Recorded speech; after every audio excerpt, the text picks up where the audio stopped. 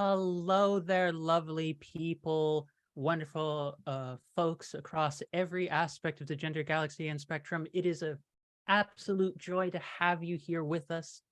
Good time zone, everyone. I was about to say good morning, but that's only for me. So let's go with good time zone. Welcome to Girls Run These Worlds streaming channel. And most especially, I hope you are here to watch us as we begin a new series. We are going to be playing Monster Care Squad in a series that I have titled Year of the Tempest. We'll be here with you for 6 weeks with some fantastic monster vets who will be dealing with some troubles in a homebrew world that I've been working on for about, I think last time I checked, 5 years now. So, you know, it's been a bit of time working on this. But before we can get into that, we need to know who's going to be here playing with us. So first off, I'm going to introduce myself. My name is Angela Lemos Mogrovejo. I use she, her pronouns. I will be your game master, master of ceremonies, whatever term you would like to use an old one. You may also jokingly refer to me, if you'd like to, as the Fireburb Guide for reasons I will explain later. So let's pass it on over to our players. I will call on them in turn. Just say your name, pronouns, what character you're playing, and just your short little descriptive title for what your character's job role is. So let's start with the incomparable Minnie. Well, goodness. Hi, my name is Herminia Saucedo, but I usually go by Minnie here on the interwebs. And I am playing Garuk. He, him, he is our crop pop, aquaculture extraordinaire and father of twins. We love good dad representation here. We love seeing that. Next up, the chaos, the wonder, the joy, the surprisingly not super extra today, Gask. I don't even have a mustache. Hello, my name is Gask. Use she, her pronouns, and I'm going to be playing our resident wild child, our little, well, they will be bringing chaos at least, little gremlin of nature loving glory, Aster, and she also goes by she, her pronouns. Yeah, that's kind of what you can be expecting from her. Fantastic. And speaking of fantastic, we have our own wonderful Nikki. Hey everybody, I'm Nikki, she, her. I'll be playing Farley. I'm a mycologist, as you can tell by the hat. Maybe mycologist. I'm actually not sure how that's pronounced. I probably should have looked that up to really lend some gravitas to this, but oh well. And last but not least, the beloved, the wonderful, the always a joy to have around in a group, Rue. Hello, everyone. I'm Rue. My pronouns are she, her, and I will be playing Ganon, whose pronouns are also she, her. And she is a sheltered academic. Alrighty, folks. We have our cast of players here. Now we need to give you a world to imagine in your heads, or just to try and attempt to, and then end up using other pop culture and our media references to get the rough gist. I know I certainly will be doing that. So as we get into this, before I start, just a general content warning for folks. This is a series that is about, given the game system of Monster Care Squad, it's a PB2A style game powered by the Apocalypse that is based around monster care. And we have tried to minimize the sort of aspects that rely heavily on depictions of gore or any harm directly coming to the animals, but it is a matter of trying to treat what the game itself even calls mechanically wounds. So bear that in mind if this is not material that you really want to engage with. This might not necessarily be the series for you to watch, and it's always okay if content does come up that feels uncomfortable for you to leave. We want to always stress that your well-being beats any sort of desire to support us. We appreciate you trying and being here regardless. And also there'll be general warnings for things like cephalopods, environmental disaster kind of themes, and just a lot of things related to pretty much all of those sorts of topics. Oh, and cephalopods, if I haven't already said it, because I have to make mention that squids and stuff may show up, because that's a thing. But so let us plunge into episode 1 when the heavens wept. We enter a world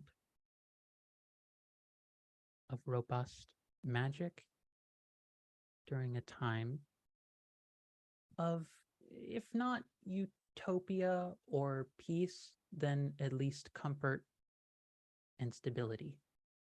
Across this continent, we have people of various types, various quote-unquote fantasy backgrounds of all manner, whether they are of a fiendish variety, born of the heavens, formed from the earth itself, a bird person of some kind, or simply someone who I've dubbed, instead of humans, are called the clayborn, those literally born of the clay of the earth and the soil. We take a view flying through the air across a region where the ground is a vibrant sort of golden orange, almost volcanic in the way that the earth around it and soil seems to just vibrate and faintly just across another region, various crops, rows of farmers tending to their daily means, past a chaotic, sprawling, seemingly endless forest, forming a barrier to a massive mountain range whose valleys dip low and high and low and high. And then we find ourselves peering from skyward view at a massive 3-tiered metropolis, the coastal city of Backfire. And trying to imagine this, think in our terms of real-world equivalents to Mediterranean coastlines, where the city itself is almost built, almost shelf-like into the walls, almost emerging directly out of the sea. There's 3 ring tiers, a la sort of Ba Sing Se kind of style. But whereas before, walls once used to separate class, people standing of the city, such things have faded in this era. The 10th kindling, the 10th era of rejuvenation, where the divine bird, the divine phoenix, whose body gives life at the end of every cycle to this continent, falls, dies, emerges again, and life begins once more.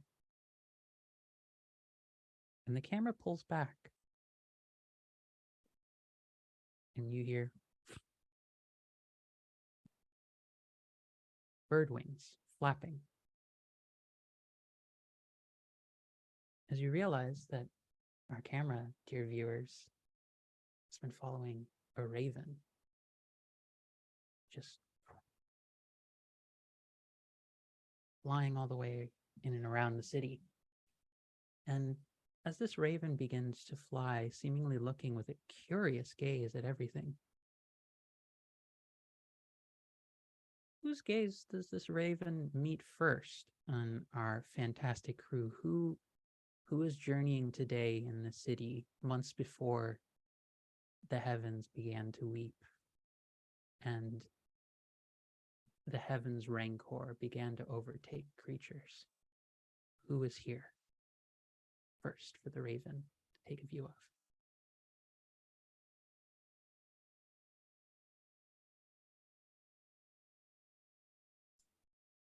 Are we playing a game of chicken? I can go first. So as I said before, my character's name is Aster. And she is, since this is set back in the months before, I think she's just newly started with her ranger buddy. She's trying to get, she originally comes from the mountain regions, where all the giants live up there. And she's been trying to, explore, live a little, but she also is deeply and utterly fascinated by wildlife and the flora and fauna of the world. So the best way to learn and travel with and learn all this stuff is with the Rangers. So she's probably in town, not for very long, at least, doing some trivial errands, I'd say, at the time.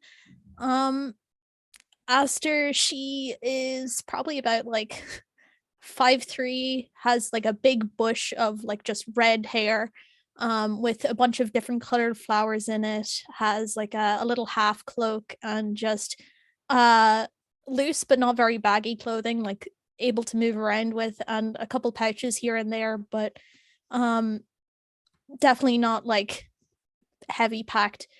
And I think she's just, yeah, enjoying the day, wanting to get back into non-civilization as quick as possible. This raven sort of creature starts flying down, and you see it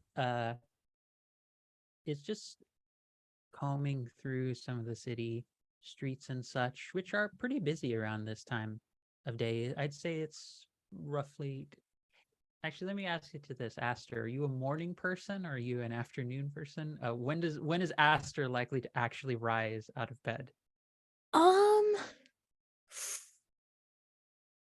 See, I feel like they probably are a morning person unless they're getting super like attached to like a nocturnal creature and then immediately changes their circadian rhythm just to like study this animal more. But I think for now they're or she's probably like not like a rise and grind, yeah, 5 a.m, but is probably up when the sun's up.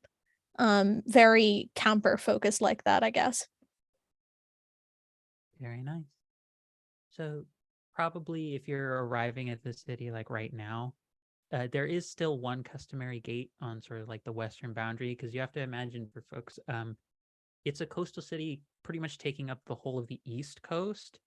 And so the mountain range is kind of a natural barrier, and it does tend to have like one gate that serves as like the main like trade opening that isn't sea-based. So you'd probably be met there by a rather tall, like vibrantly red scaled wormkin individual who's just sort of standing there and just like waving people through, has the look of like someone having to take tolls of like, oh god, this is going to be my day today, just having a time. How tall are we talking here? Because the people I grew up around were like 16 to 20 feet tall. Well, not tall for you. For what you're Okay. used to, this is pretty short. For the average Okay. person, this is maybe a third of what you're used to seeing in your life. You've seen folk who are as tall as 26 feet tall. This Yeah, person's looking only up like about like pathetic. 7.5 feet tall. So it's just like my neck barely has to go up. This is great. Yeah. So it's not too tall comparatively. I think I'm pretty chipper and I got a skip in my step in absolute contrast to this poor wormkin. So as I go up with ready for my turn to be let in. Yeah.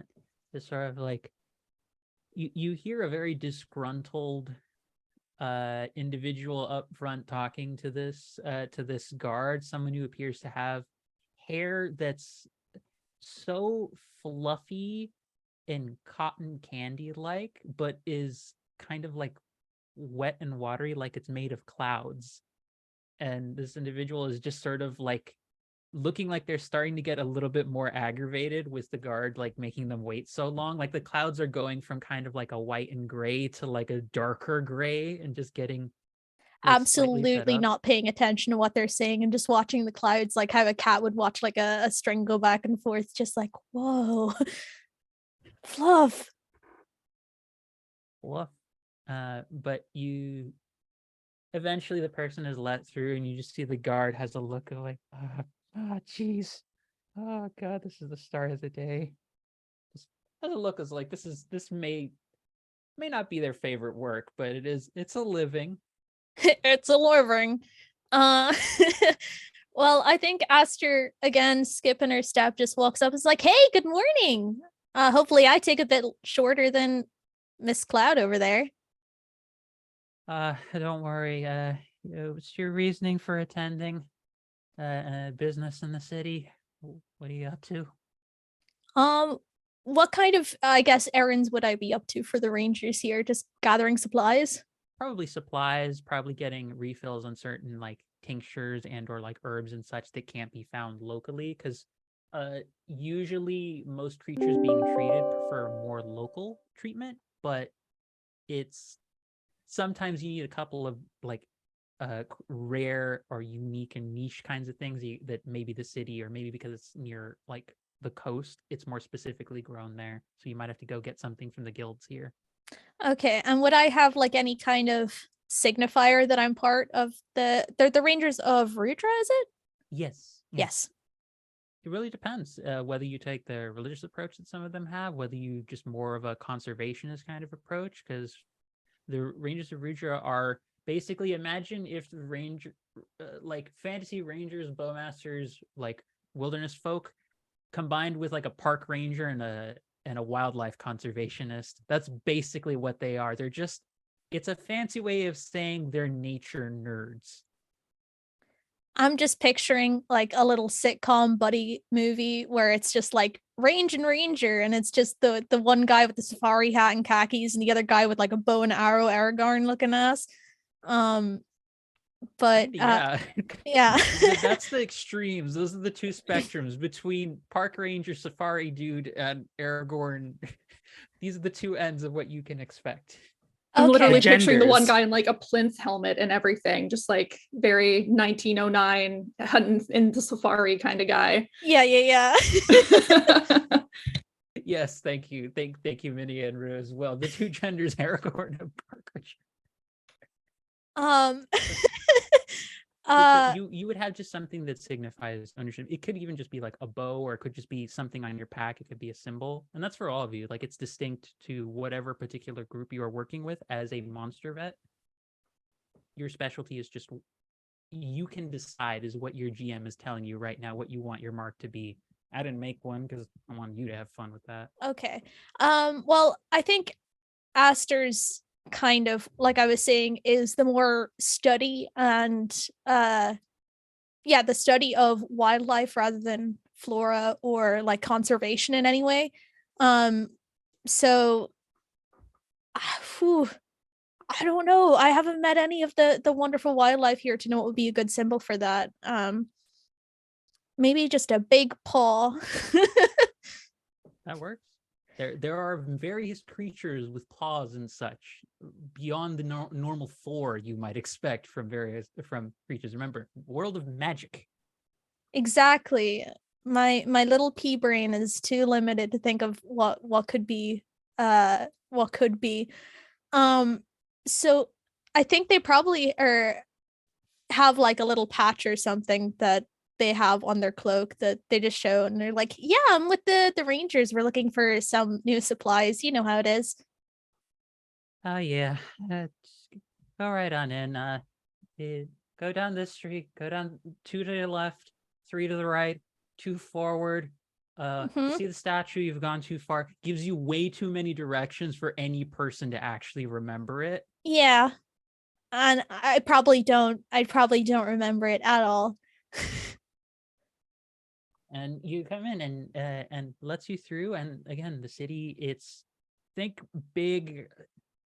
I'm going to assume most people, viewers and players included, that know what a very festive Market Street vibe is, where you just go in and you're just like, oh yeah, there's stalls every like 2 inches. There's like 30 people talking in like 3 or 4 different languages. There's a lot of food, just smells and smells everywhere. There's bits of what look like kind of like shish kebab, like meats and potatoes, like stuck on the sticks, and then just sort of folks just sort of grilling it.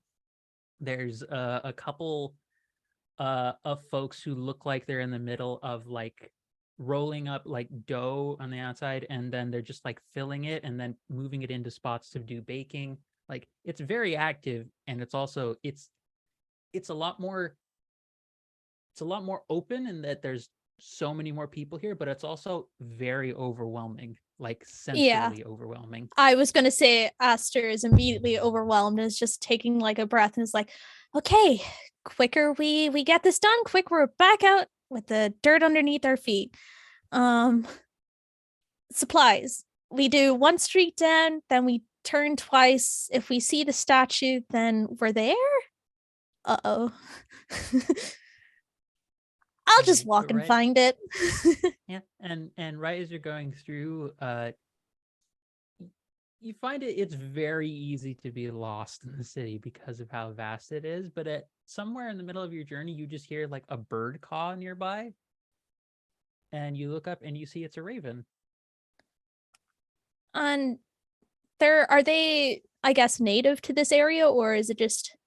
They're not common, but they certainly come here every now and then. You have heard tales that there is a particular temple nearby that often tends to a roost of them that have just taken shelter and home here in that part of the city. But this one just seems to be like looking at you and flapping its wings sort of in place and sort of like nudging its head in a direction, almost like it's trying to help guide you somewhere. I go follow it because I also have the what was it, specialty that I can read Fauna's body language accurately, so I can probably read that it isn't like. Nope, it has no malintent, no negative. Well, more that it negative knows what intention. it's doing rather than like just It also knows what randomly it's doing. flipping about, Like, you know? an unerring level of sense of location and what have you, but in almost no time at all, you just find you are whisked out, moving through a bunch of these streets, and you find yourself outside of a rather plain looking building that has a massive sort of like ovular wooden door to it, and you see bombs of backfire written across the top of it, and you know that this is the guild house for the Monster Care Squad vets. Well, this is perfect. Hang on. I got something for you. I think don't see too many ravens around here. Got it. And then I give a little something, a little treat to our raven friend that isn't like, you know, rice. Toxic to birds, make them explode. I know better than that. You accidentally kill your NPC friend for the first go. You're like, here, have some rice. Oh no, what have I done? Yeah. Immediately. Like, well, I guess that's why I'm studying. But no, you see the bird sort of takes a treat, and then you just hear a very feminine voice out of nowhere just say thanks, and then just flies off. You're welcome. Okay, weird. Supplies. And it's we have our first person who's arrived at the Gill House to receive more details on things to come. But as that happens, and as the raven is just sort of enjoying just nice treat in their mouth, just go swooping over to who's the next person the raven happens to catch a glimpse of. I guess me as Garuk.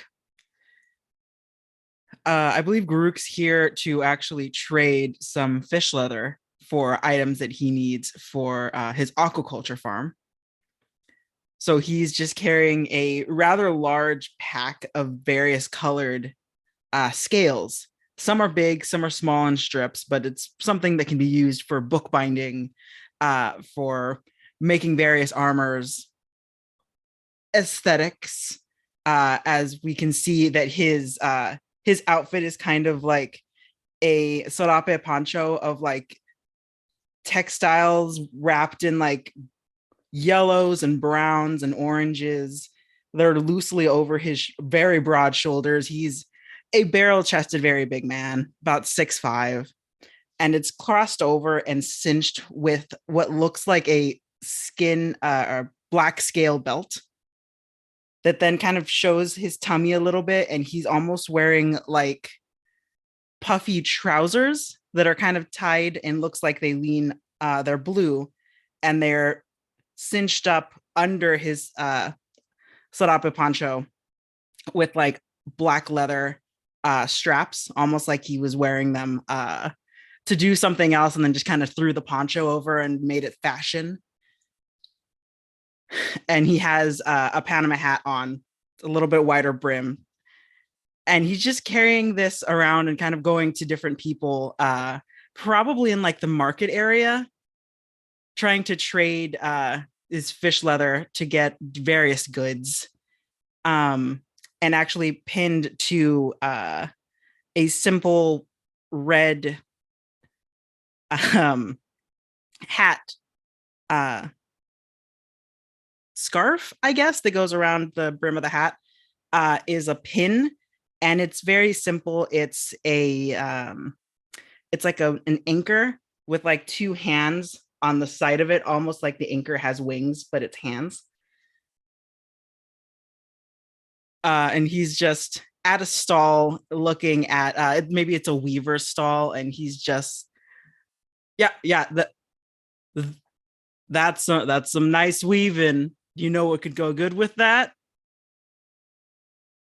Genuine fish scale. I just want you to know I've met him for 5 minutes and I already love him so much. I'm so sold on this. You hear a voice. You hear someone just coughing really loudly, like, and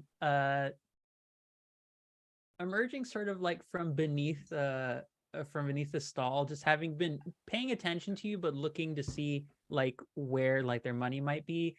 This very kind of like bright blue-green, like almost like seafoam green, kind of like scale, like fishy scaled individual, like think big like Zora Triton kind of vibes. Ooh, okay. Yeah. The hair kind of style is like if someone take like a punk rock mohawk, but make the replacement for the actual spikes their scales.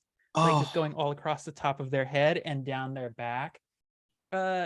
Very kind of mask vibes, but the most mask butch you've probably ever met, like ever. Effervescent. But add fish.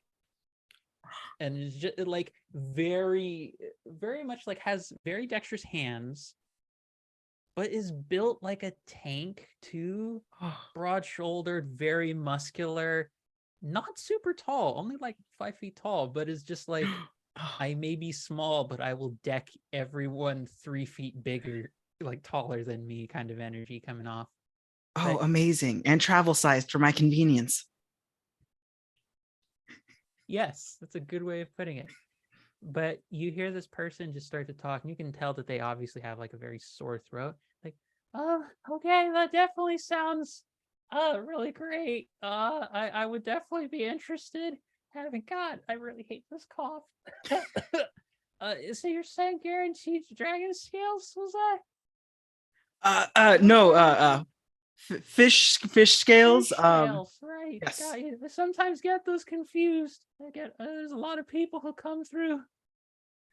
Actually, and he kind of like reaches into like another pocket and pulls out, it looks like another fish scale, but it actually has some, it's wrapped, but it looks like it has some like green poultice behind it, so it almost kind of looks like I forget what it's called, but it's the specific candies from Mexico that are actually like made on spoons, so it looks similar to that. And he pulls it out and he says, this is actually made from another fish and some of my crops. You try this, it actually like solves the throat, coats it, makes it feel nice. Oh, really? Do you mind? Oh, yeah, I'll here. happily take some of your scale work if I could possibly have one of those drops. Well, you could have one for free, but you can also take some scale work. I'd appreciate that. You know what? You've been already so nice. I'm definitely gonna do that. Takes a drop. Sorry about that. Appreciate the cough drop. significantly deeper voice than previously. Well, appreciate that worked. I'm glad to know that my work is handy. Your rope work is exquisite. I need something new and was hoping to trade. Yeah, give me a moment. It's just like you also notice like has a very prominent like spear crossed with a fishing net like tattoo on the back of her shoulder. And they're just like leaning back and they're like, huh. You know, honestly, I think I might have run out of stock on some things. You know, I have a friend over at the guild, the bombs of backfire who might be able to help you out with supplies. Oh, yeah, that would be fantastic. In what general direction is it? That is crap, a good question. I have entirely forgotten. I'm trying to remember what my friend told me. If you go towards the statue, you've gone too far. I don't know. My friend is really terrible at directions sometimes, or is really bad at explaining some things. I think you want to go about 2 streets to the left and then 2 streets down this way and then like 3 streets over there. I think. Wait, or was it 2 streets to the right? 3. You know what? One. Let me see if I can find someone to help you out with this. Appreciate it. Yeah. Like steps away for a few moments, and you do notice probably a little bit far off in the distance, Karuk. Mhm. I feel like you would notice this more than anybody else because of your tendency to because of your work in the water, but you do notice the sea, it's very faint, but it seems like the tides are moving a little bit more actively than they usually are. Huh. Yeah, because right now, what about what time of day is it? It's still probably around the morning time, starting to move into midday, but like Okay. you know that like the tides don't start to surface up until a bit later into the day. They don't normally do that. So for them to even have any movement at this time is like, oh, that's kind of weird. Yeah. Okay. Interesting. I think he's just kind of like staring off in that direction, just watching the waters for a bit, and is trying to think if he had seen any big ships supposed to go by, but maybe that caused more waves than usual. But he just can't think of anything, I don't think. No, it's very weird. And also like you're seeing like, is that clouds far off in the distance? It's a little weird because it's not like storm season or anything like that. Huh. I think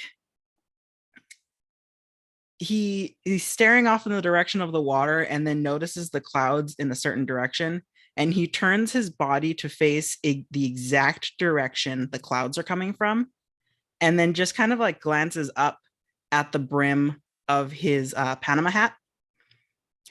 What direction is that he's facing? Because his specialty item is that he knows any direction, kind of like his hat is a compass essentially. So you're looking out towards the sea when you're doing this? Yeah, I'm looking like I'm imagining it's like the sea, and then there's like a speckle of clouds that are getting darker in a certain direction. Yeah, and the thing is, you notice they're not. You're looking out towards the sea, like you look exactly to where you need to because of the brim of your hat. And a thing you pick up on immediately because of that is it's not necessarily that the clouds are getting darker. It just looks like there's more gray clouds just appearing over time. Okay. Frika. Nature is wild. Nature is wild. And nature is always going to be wild, and we can never understand it completely. What a gift. You can say What a you can say curse. that again. Yeah, and you see the very buff butch Zora individual, Triton-esque individual just coming back. So I don't actually know how to get over there, but I do have a friend of mine who is who's apparently having to deliver something right to the guild house who could take you if that works. Oh, perfect. I appreciate it so much. Yeah, and you see sort of let's say very spindly, somewhat harried looking raven humanoid just kind of appear and just sort of have and has like the mitten that like when they train like falcons with, and is just looking at this bird with the most apprehension possible. I'm just like, and very visibly has had some feathers, especially around the crown of their head, like torn out. Like this bird has been being a brat this whole morning and is just like, hi there. Emmanuel told me that you're looking to go to the guild house. He kind of like glances to the person's face, to the bird, to the person's face, to the bird, and then speaks and is like, I'm scared to say yes. You know what? Looking at the apprehension on my face, I wouldn't trust me either. Promise, I can lead you over there. I've had a bit of a morning. He kind of like glances back behind him to look at the ocean again. It seems like the Yeah, clouds... it seems like it's been a bit of a morning for everything. Interesting note, the clouds seemingly have the ones you saw earlier gone.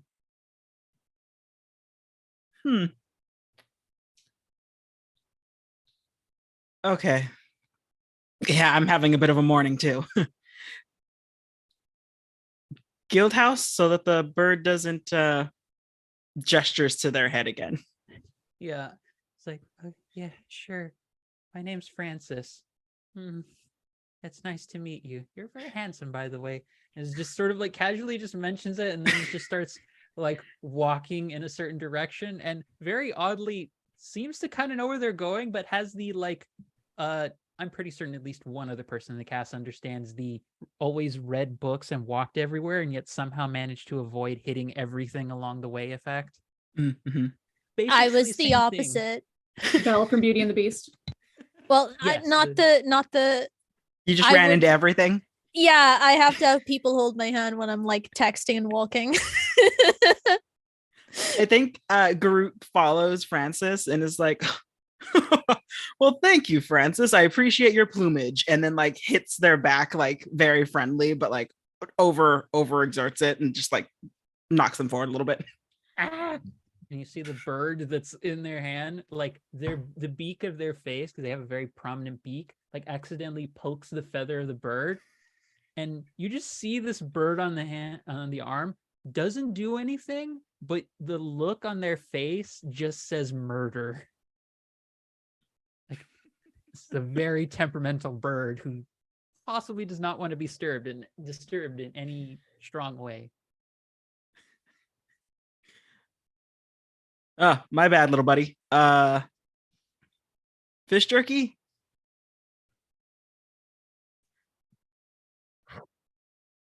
There you go. There you go. No maiming until the guild house. Flaps approvingly.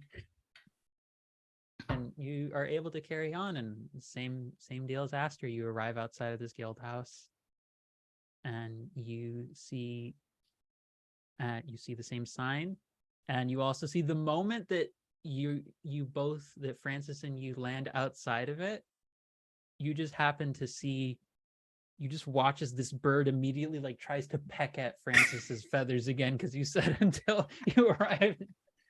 So it seems as though the bird could understand you significantly. It's Oh, just like, okay. Oh, no, no, no, no, no, no, no, no, no. Nope, nope, nope. Mijo, mijo, mijo. And then kind of like reaches up and like tries to like grab the bird gently around its wings. And it's like, nope, no, no. you just see Francis. There's just kind of like a dust cloud left behind, and you just see Francis is like hiding in the building. It's just like,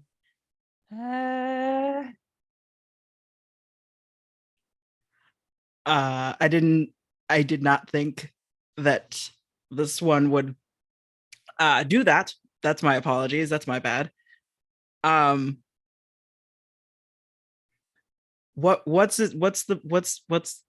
What's their name? The bird, Francis. oh, that's Michael. We call him Mikey for short. But I forget if he does like nicknames or he doesn't like nicknames. The moment Francis says the name Mikey, like the bird just like flaps aggressively at Francis. Okay, Michael. That's a no. I'll go talk to my friend. Yeah, happy to be. I'll let you in a sec. I promise. Just watch the bird for me for a second, would you? Yep, I'm used to babysitting. Okay, not that you're a baby. You're a big, strong bird. The moment you compliment Michael just sort of takes like a proud like gesture and expression. Okay, Michael, if I put you on my hat, will you just sit there, please? Like a good bird? Like puts a wing up almost as if thoughtfully mulling it over, like right to their face, and then like just flies right on top of your hat and just perches there. I think at that point, Garuk's just waiting outside, maybe even just sits at the steps and is just like feeding this bird just fish jerky, just up, takes a bite to the bird. Like one for me, one for you, one Yep. for me, one for you. So we have our second monster care vet who's arrived at the guild house, and as you were dealing with this whole situation of now being a bird babysitter, and you hear the bird like caw out, you hear some other bird respond in turn as the raven once again flying over the city swoops our camera and attention over to someone else in the city. Who is next of our remaining two? I guess I'll go next then.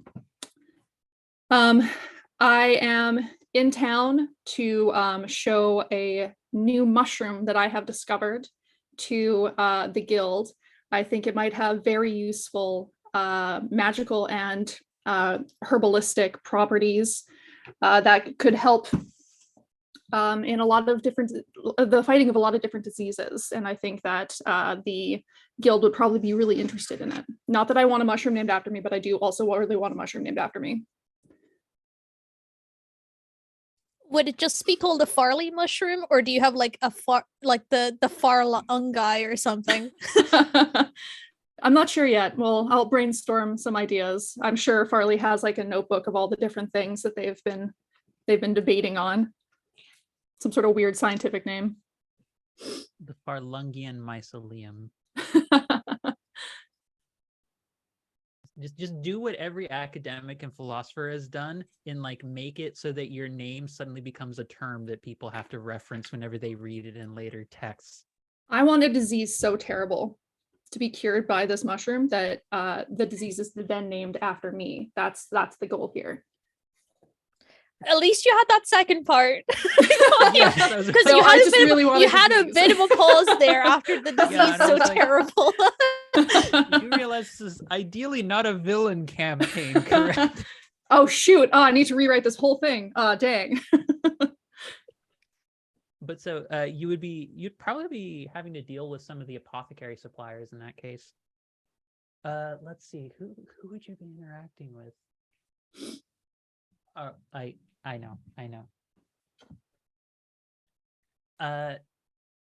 So one of the notable ones for your particular mycological studies would likely be an old an old hag who runs an apothecary by the name of Madame Greybuns. Greybuns, I like it. Yes. Notable because she has very prominent like gray buns just sticking on the top of her head.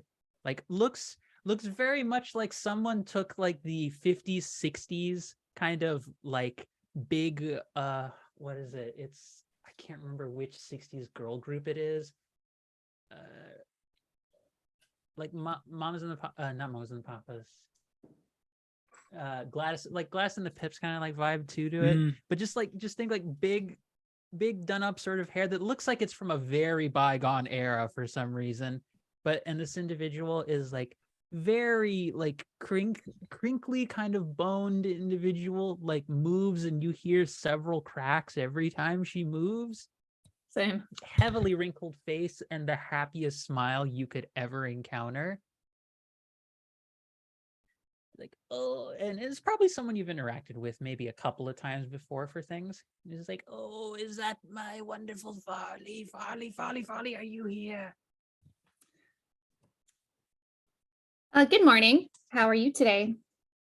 Oh, I'm doing quite well. Well. I have had a bit of a good morning. I've made myself a good amount of soup from some mushrooms I was able to harvest outside on the roads. And I even managed to actually get that good-for-nothing nephew of mine to get me some spices from somewhere else. Oh, he's out of prison. That's nice. Well, it's less prison that I sort of think of the guard. It was a misunderstanding with the guards. It's that kind of thing. Well, I'm glad. He's not I'm exactly glad the most perceptive of people. That's true. Goodness knows that's true. I'm glad he's here helping you, though. That's really good. But speaking of mushrooms, I have a new one. I've never seen it before. Maybe you have, but I think that this is a new mushroom. And I'm going to reach into my many pockets. I'm talking like the most insane pair of cargo pants you've ever seen in your entire life. More than that. I'm just going to reach into one of my pockets and just like hold out this mushroom. It's just like a little bit of dirt around it still, very just like covered in bubble wrap, like pristine condition. It's just the fungi version of a guy in an alley in New York City selling me swatches. That's all I can think about. Trench coat. 8,000 pockets everywhere. And wherever you don't think there is a pocket, there probably is 3 more. Yes. Oh, hi, there we go. Okay. Stop sitting on my cat keyboard. Approves of this. We have a 5th party member, everybody, of the cat. Which is, best Sit in your party box. member. Thank you. She is the monster that we all care for. So she does take a look at it and she's like, very strange. I haven't quite seen this variety before.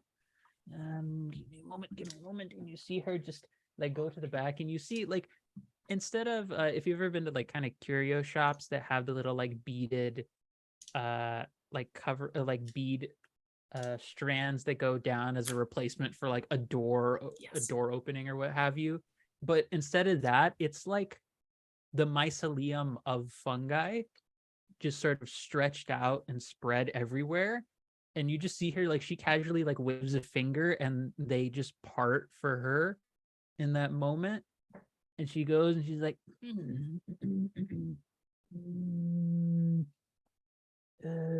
mycological realm of the dreams. It's like going through her this massive tome she brings back. Like we're talking like old school like library encyclopedia, like Britannica giant ones. You come back and it's like, this has the notes on everything in the world, and you're like, that can't be right. And it's like, no, everything. It looks as though she's had specific samples set inside in tiny little pockets, almost like a not a sketchbook, but like almost like sort of like a collage and collection sort of pocketbook. And she's just like going through samples, and you see there's various texts in like 15 different languages. Some of it appears to be something written from the heavens themselves. Another one looks like a long clawed nail wrote the name of it. And she's just like, you just hear her rifling through several different languages, and it's a little disorienting how fast this person is going through it. For anyone who has this as a reference point, imagine the speed of a Cuban taxi driver speaking Spanish, and you'll have a reference point for how fast that is. which is very fast for those of you who've never interacted with a Cuban taxi driver. It's farther you go deeper into hotter climates, everyone speaks faster. Never understood why that's a thing, but just keep that as a reference point going forward. We got the That's how time. fast this They gotta person go. They gotta speaking. go. Just like, you know what, Farley? You might be right. I was so hoping that you would say that. I'm so excited. Trying to be cool about it, but like I'm really excited. Your enthusiasm is palpable even through your exertions, my dear. Just like very casual, like old grandma reading you for filth energy going through it. Like, you tried, honey, but you failed. It's just sort of like going through it. You know, there might be one other person who you need to talk to or to get confirmation on this. I have a friend of mine who is more specialized in things around sedatives and creation of toxicological substances. You might want to go chat with them for a bit. I'd be glad to. Where would I find this person? Oh, they're a bit of a suddenly enigma. I was like, it's an E word, but it's not enmity or enmity. I'm like, those are not the words I'm looking for. Those are very different meanings to what I want to use. Enigma. They're a bit of enigma in the guild in terms of trying to handle so many different things all at once. But I believe their name was Ephemera. The title Ephemera the Inscrutable. Man, how do people get these cool nicknames? I want a cool nickname. I imagine fanboys, fangirls, and people of a certain sycophantic nature. I don't know. Myself, Okay, I've I know that you guys devoted- have a name for me. It's okay. You can just tell me. I know that I'm Farley the Unwashed. That's fine. You can just admit it. That's fine. I would have preferred Farley the Unclean. Rolls off the tongue much more. Ask in the chat. Farley the Sticky. There is a constant layer of like dank earth smell around Farley at all times. Fresh out of the bath, doesn't matter. Dank earth. Can't escape it. Dank earth perpetually. And you see the smell in this place is Pungent. imagine a more naturalistic version of if anyone's ever walked through like a department store through the like perfume aisle and just had that sense of like there are 20 different smells here, only 2 of which are pleasant and the other 18 are terrible, and they're mixing with the 2 that are great. Or That's like gives me a headache. where the candles are. I remember getting a headache trying to walk through the candle section in a department Yeah. store. Every time I pass a Bath and Body Works, it's like, oh God, I'm dying. Can't take that. Oh, I just think Farley's adding to all this little kaleidoscope. But you see, normally it's a bit hard to track them down, even if they are involved with the guild. But I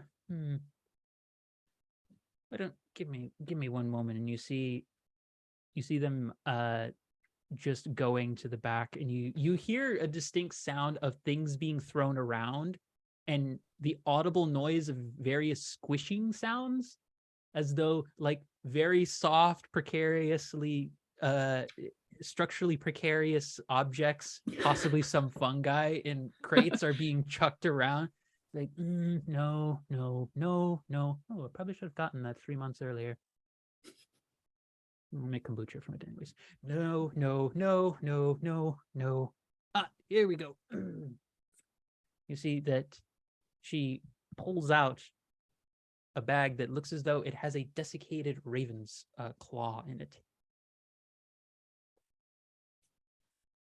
I believe if you would deliver this particular ingredient, you might be able to get people to talk a bit more and find out where Ephemera. You might be able to get a meeting with Ephemera if you just mention you're here to deliver something of the sort. Oh, okay. Ephemera's very busy. I will carefully take it and put it into one of my thousands of pockets. And which way should I go for Ephemera? Oh, what? Oh, so many people give you wrong directions whenever they're trying to lead newcomers here. Why don't I just take you there myself? Oh, goodness. Thank you. I don't come to town very Lots. much, as you know, so I am lost. It took me 4 hours to get here, so that would be great. Thank you. Oh, no worries, no worries, no worries. You see her very much like hunched over, like the very like stereotypical like hunched over old crone kind of vibe. Yes. The nicest, Yes. most pleasant demeanor. At some points, the moment she leaves her apothecary, she like snaps her fingers, and now you suddenly smell fresh baked pies whenever she's walking anywhere. Oh my God, that's amazing. And she just sort of looks over to you.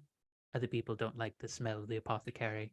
They seem to associate crones and hags and such with these sorts of smells, so I like to have fun with it. Well, Farley probably doesn't even like clock the smell of an apothecary at this point. Like it just smells like nothing. I'm sure to most people it smells like the worst thing possible. Farley's like, it smells like my living room. This is so nice. So good. Everything is just so great. But yeah, you just smell, and it rotates too. Like it goes from like fresh cinnamon apple pie to like boysenberry pie to then for some reason somehow gets like a chocolate cream pie kind of smell. Like it goes through a bunch of very like esoteric flavors. Like, Farley is now starving. And you do see she does pick up on you being hungry, and she like immediately is like, dear, sit there. I'm getting you food. Thank you. Yes. And she goes. I was and starving. Thank you so Yeah. much. This is really great. It's actually very good that you're doing that one, because she gets you these imagine sort of like a football sized kind of empanada like kind of pastry, but it's filled with kind of like a beef stew Oh my God, that in sounds it, amazing. and some of them have chicken and boiled egg in it as well. Yes. It's just it's delish. It's very delish. For anyone interested in the real life equivalent, go look up salteñas. But so go take care of that. You get some food, and you see that many gray buns just happens to lead you right in front of there, and you happen to arrive a little bit after our first two individuals are there. They're currently indisposed in different rooms, in a different room at the moment, but the sort of moment we'll cut off as we move over to our last individual is you do catch a glimpse of a remarkable individual sort of presiding over the middle of the guild hall, which has like some basic like kind of wooden tables that look as though they've been finely handcrafted. There's a nice fireplace. There's someone who has a big circular table that just got papers and papers all over it, the detailing various creatures. It looks like what would happen if like a doctor's office that's supposed to be keeping like detailed folders and files and all the creatures suddenly just kind of spread that all out on one table, and you just see like 2 or 3 people going like, oh God, Jeremy, you did this again. If you're gonna ask, look, you just overhear someone saying, look for the correct one. Don't bring them all out at once. That's not how that helps you find it. And you see a rather strange and very commanding kind of presence in the center of the room. This will be the last image before we switch over to our last monster vet in the city.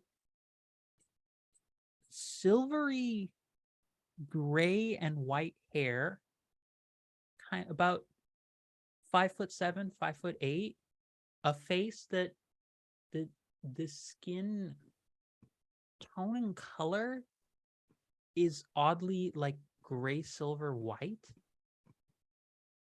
but the jawline is almost like someone made a marble mask and just cemented it there for someone's face.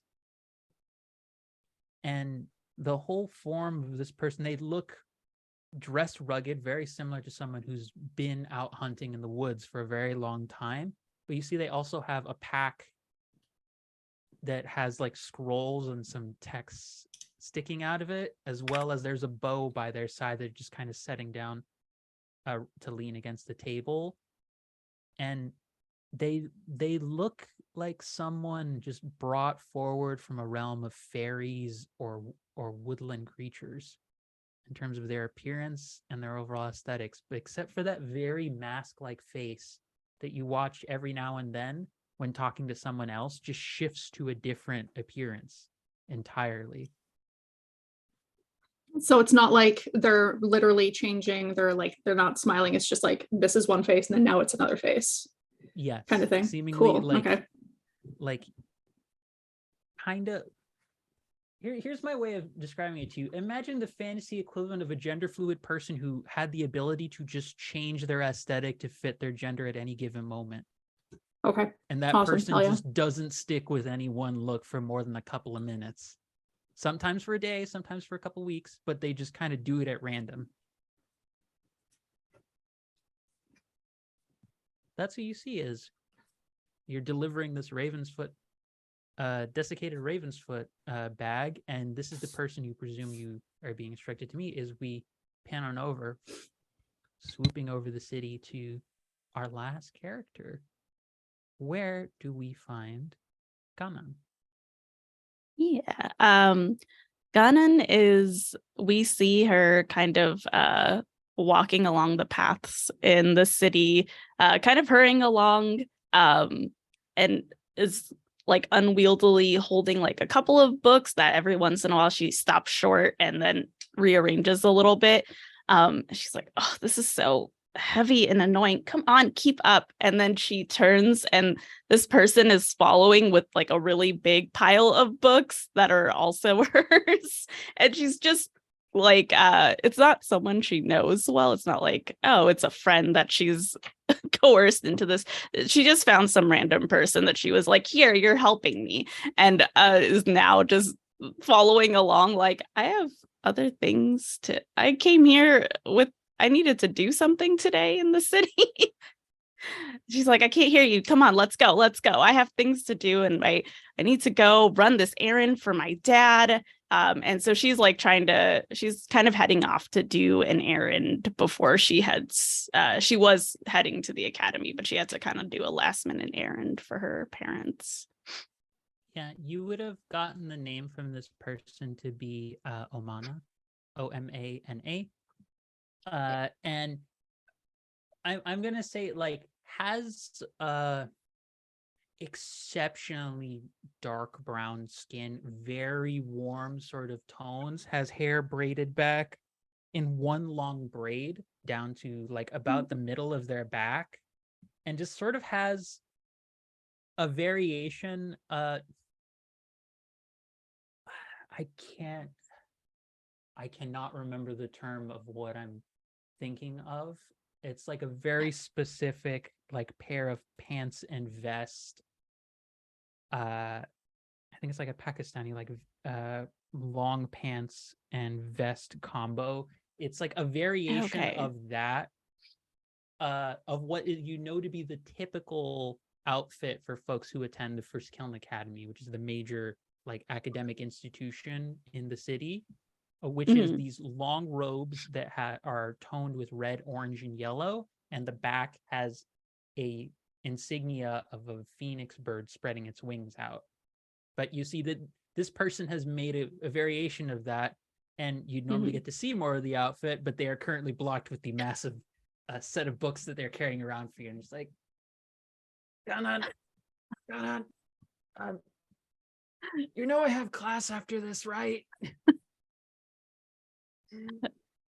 That sounds like a you problem, not a me problem. Come on, we need to get going. And then Ganon is like quickly getting along. She also goes to the academy, but she is not in a uniform currently.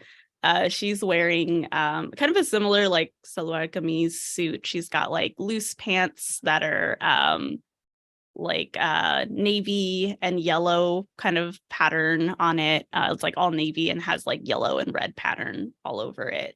And is wearing a short top, like a crop top, and a scarf that she every once in a while, like as she's adjusting her books, she also has to fix the scarf a little bit. She She's like, this is why I forgot to pin it into place, and this is like she has like a momentary like flashback where her mom is like, you have to pin it into place, and she's like, I have to go, get out of my way. She's like, why didn't my mom pin it into place? This is so annoying. And is just like, as she gets it back into place, keeps going. And she's like, Omana, you don't, you're crushing the papers at the bottom. Why did you hold the papers at the bottom? And then Because you she just kind gave of, me these to hold on to. I didn't have a say in how to hold them. I just trying to keep them from dropping. oh, that it's always excuses for me, Omana, ever since we've been in classes together. And I feel like they probably had like nearly every class together, even though every once in a while Gun and X, like they've never met before in their life. Like every honors class, every Yeah. like every general ed and every honors class you've had together, and yet there's still a sense of like, hey, have we met before? And just like, I've known you for like 8 years. Hey, new thought we were kid, I friends. need you to help me out here. And they're like, I've been here since you've been here. Hey, freshman, come do this for me. I'm also a senior. Look, I can't be really bothered by names right now. I just need you to help me. Like, freshman yes. isn't my name. That's something you told me. I'm not even a freshman. You don't need to tell me your life story. Just keep going on. Yeah. Cannon's like, I really don't have time to be hearing about other people's lives right now. I have a very busy one, as you can see. Then why does it have to involve me carrying it? Why don't you carry it? She just like stops and turns and kind of glares, and she's like, I can't carry all those books.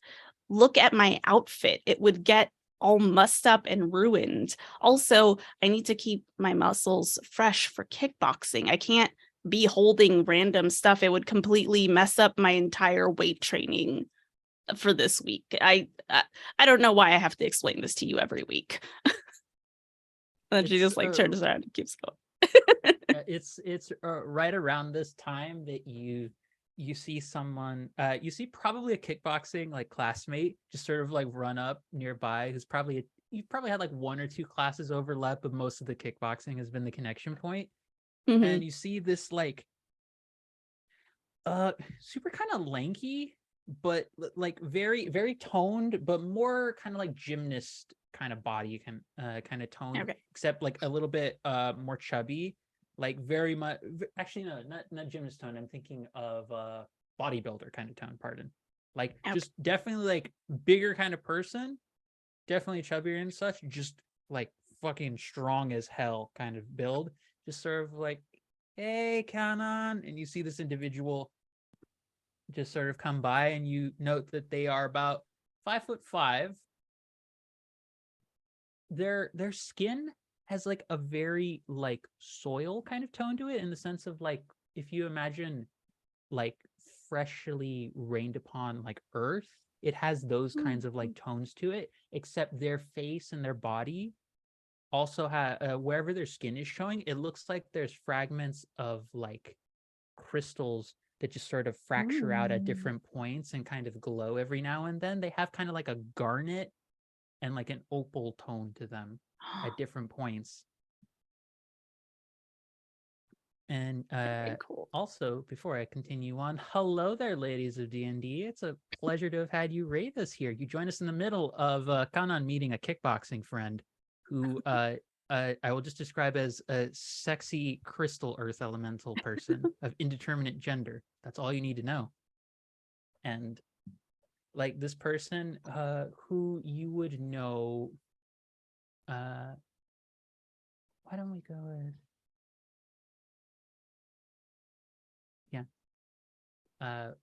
you would know, goes by the name of Maricela, or Mari for short. They, she, he, z, like kind of uses any pronouns. They're like, has the attitude towards gender of like, listen, if it doesn't involve me practicing to knock someone out, it doesn't really matter too much to me. Just saying.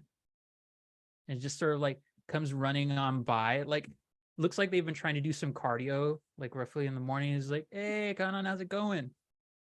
Just like punching in place. Like imagine the folks who like go to run at like traffic stops and are just standing there in place doing punches.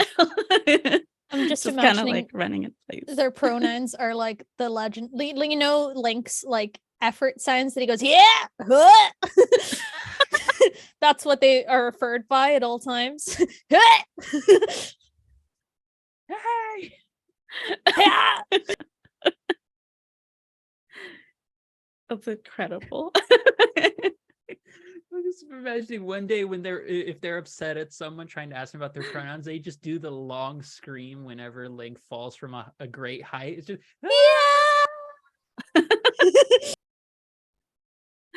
But yeah, they just come on running by and it's like, how's it going? Just like in the meantime, just like punching in place. Yeah, and for reference, Ganon is very short for, like, I don't know if it really matters for kickboxing or not, but she's like 4'11", so she is tiny little tiny little girl. So she is, even though they're not like particularly tall, it's still kind of towering over her just a little bit. So I think like as they come, she kind of like immediately moves into a little bit more of like a boxing kind of like moving around stance. I think she tosses one of the books that she has onto Omana's pile so that she can move a little more freely. Poor Omana is just having the worst day today. You just hear audible grunting and just like, what did I do to deserve this? Just in Ganon's way, in her orbit, is a bad place to be. Yeah. Hey, what's up, Maricel? What are you up to? You go on a run today? I thought we were gonna spar a little bit later on. Oh yeah, I would. We could probably still do that, but it really depends on like whether or not we'll be able to.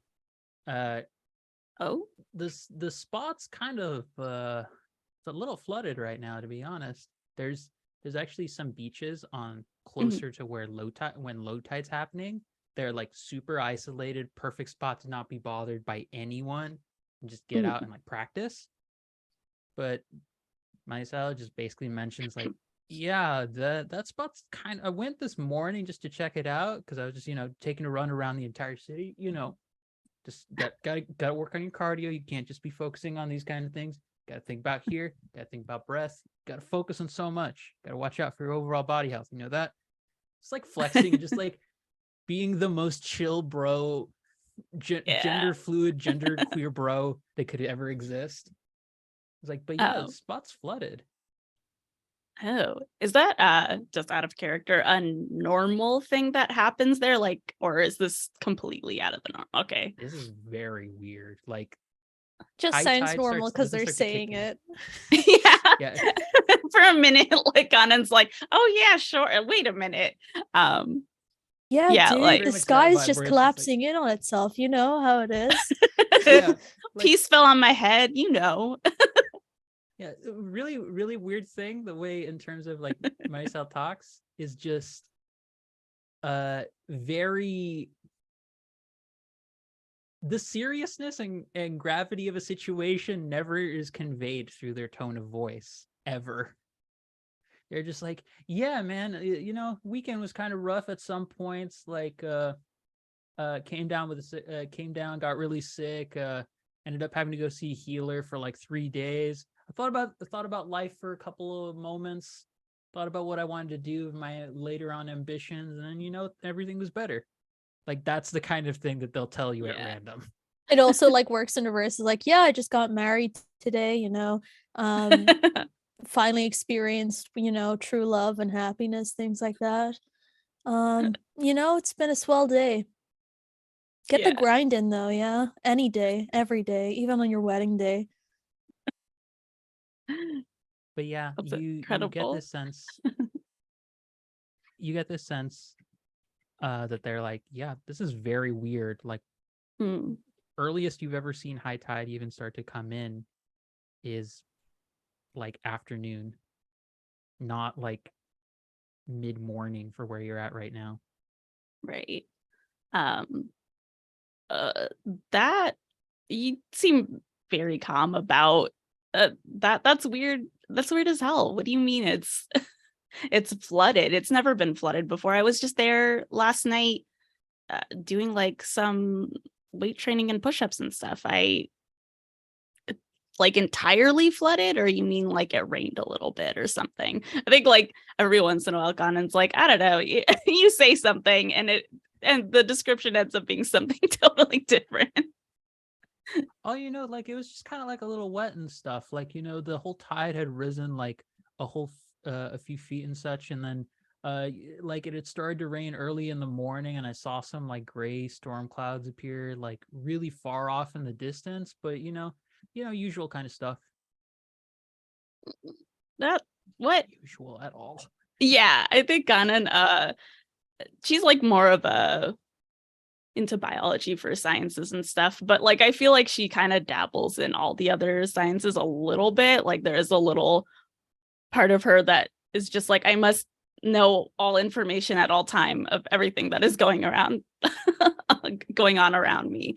And she's just kind of like pulls something out and she's like, what? It's rained. It's not supposed to be rainy season right now. What do you, and like kind of starts looking around a little bit too, because she's like, this is not per schedule that I have cooked up. How dare the weather mess up my perfect schedule?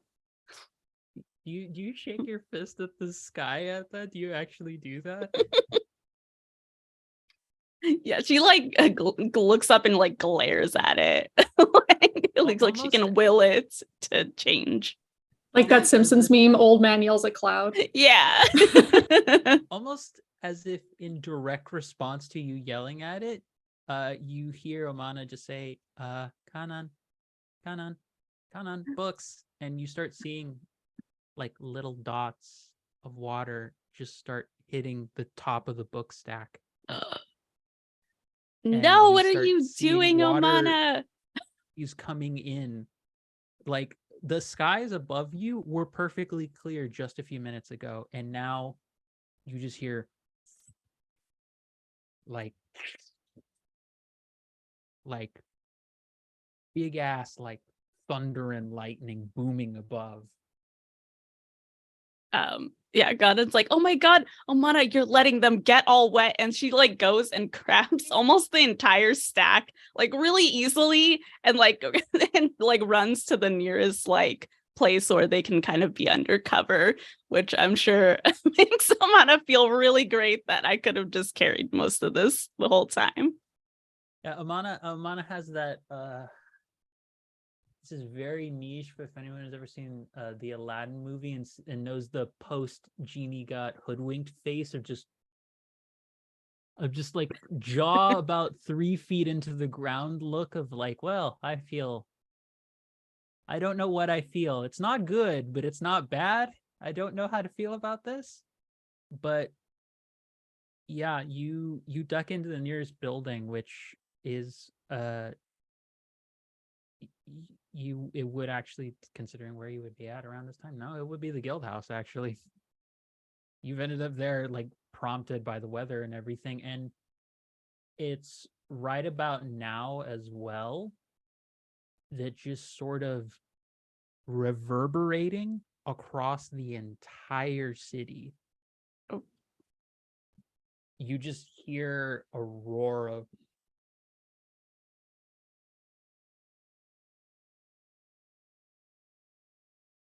like something massive and something very upset. And you start just hearing after that roar, just the pitter patter of just raindrops just constantly falling everywhere.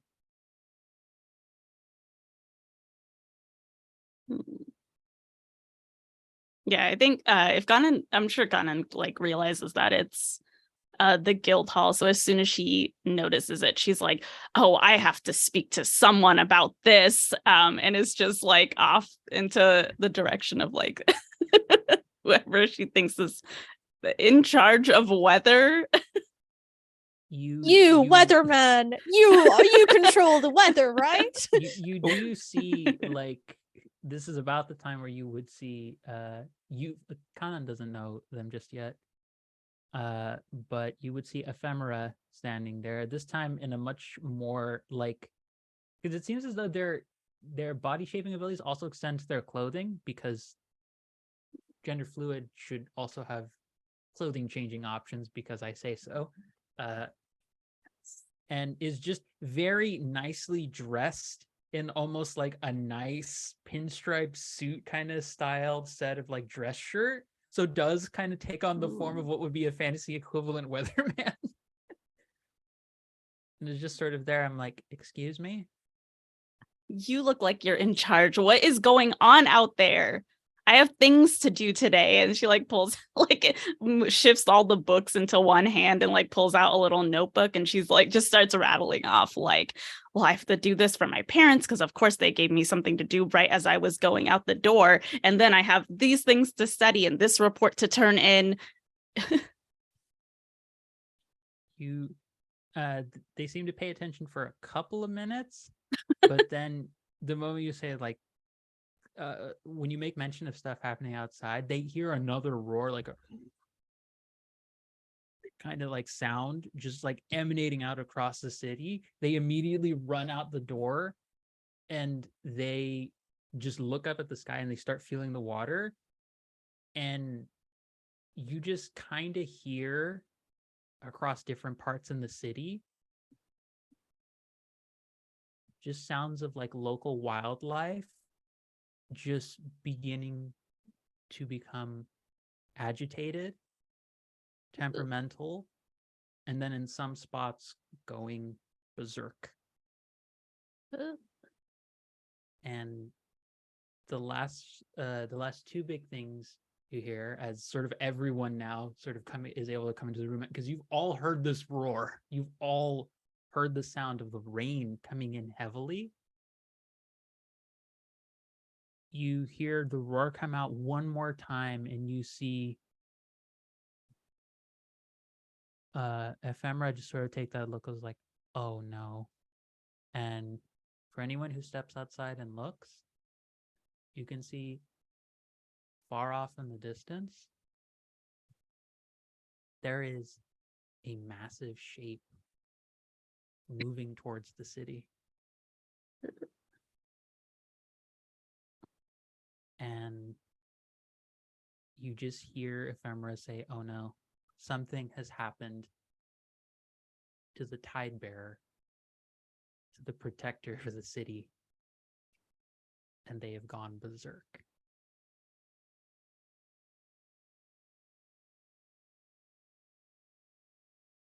That is where we're going to take our break, everybody. Yay! What a wonderful cast of characters, and what a hellish situation we've got ourselves in. Excuse me, I'd like to speak to the weather warlock. This is unacceptable. Who told you could do this today? Hello, is this Mr. Weather? We really need to reschedule this natural disaster. I absolutely cannot pencil in anything else today. I have finals. I have an exam in 2 hours I need to prep for still. Like, I got shit I gotta do. But thank you everybody who's been tuning in so far. You come in for the folks who rated us, and hopefully for folks who are going to stick around, you're here for Monster Care Squad, our debut episode of our Year of the Tempest series, for episode 1, When the Heavens Wept. And we will see you all in about 10 minutes when we continue with our Monster Care vets convened in one location and now going to be debriefed on what the situation is in full with their mentor, Ephemera the Inscrutable. So stay tuned, and we'll see you all very shortly.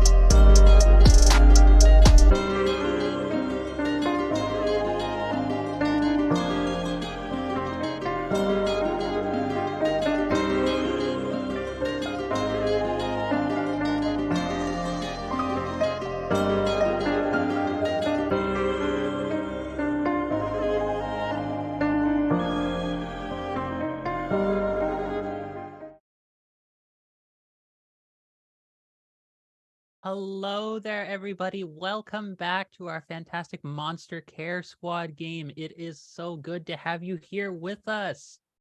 For those of you who are just joining us, welcome. This is Year of the Tempest, our Monster Care Squad series, where our group of Monster Care vets have just met up for the first time. And by convening at the same location after one of them has furiously shook their hand at the clouds and sky, and the sky has responded in turn by inciting a full-on storm that is now overtaking the city, and in which now there are cries and sounds of raging animals and wildlife all throughout the city. So yeah, that is where we're picking up right now for everyone. You see all of you now convene in the same spot. Ephemera the Inscrutable, who is the guild master for the Bombs of Backfire, just sort of kind of running back and forth between people, and you see them just going, okay, need you to go take care of this section, go take care of this section, go do that. No, I don't care what you're working on right now. Go. There now. Yes, make sure people on the low tides communities are going to be safe. Like, you just see someone who just takes control of the situation immediately, but just sort of like points to the four of you and is like, okay, you, I am so sorry to be doing this. You are the only folks we have left on hand. I need you to come in here and I need to talk to you about this situation. What can we do to Okay, help? I guess. Yeah. Not like this can get any weirder. Really don't like the implication that I was just thrown into a group and not specifically chosen, but sure. You don't know any of our dossiers. It's going to be tough for you. I know. Gunnan is slowly freaking out. Just scribbling I think- notes furiously about us. Like, what the fuck? We're heading It into the smells room. weird, tall.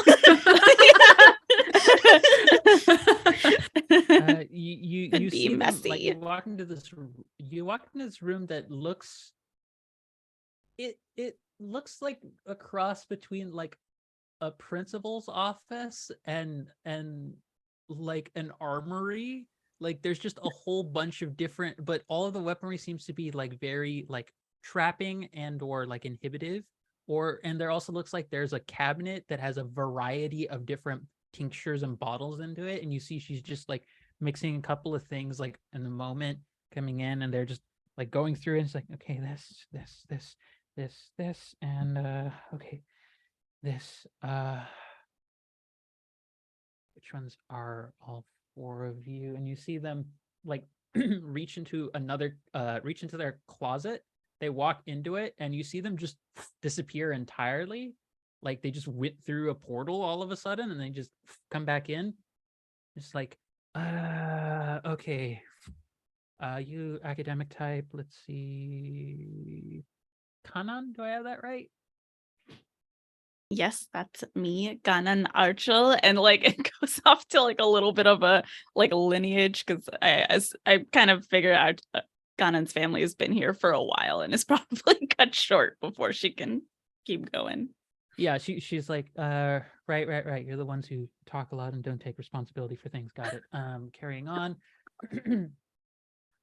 Sort of looks over, pulls out another dossier that seems to have like, there's a very particular scale fin pattern to the outside of the material that's holding this, and is like, Garud,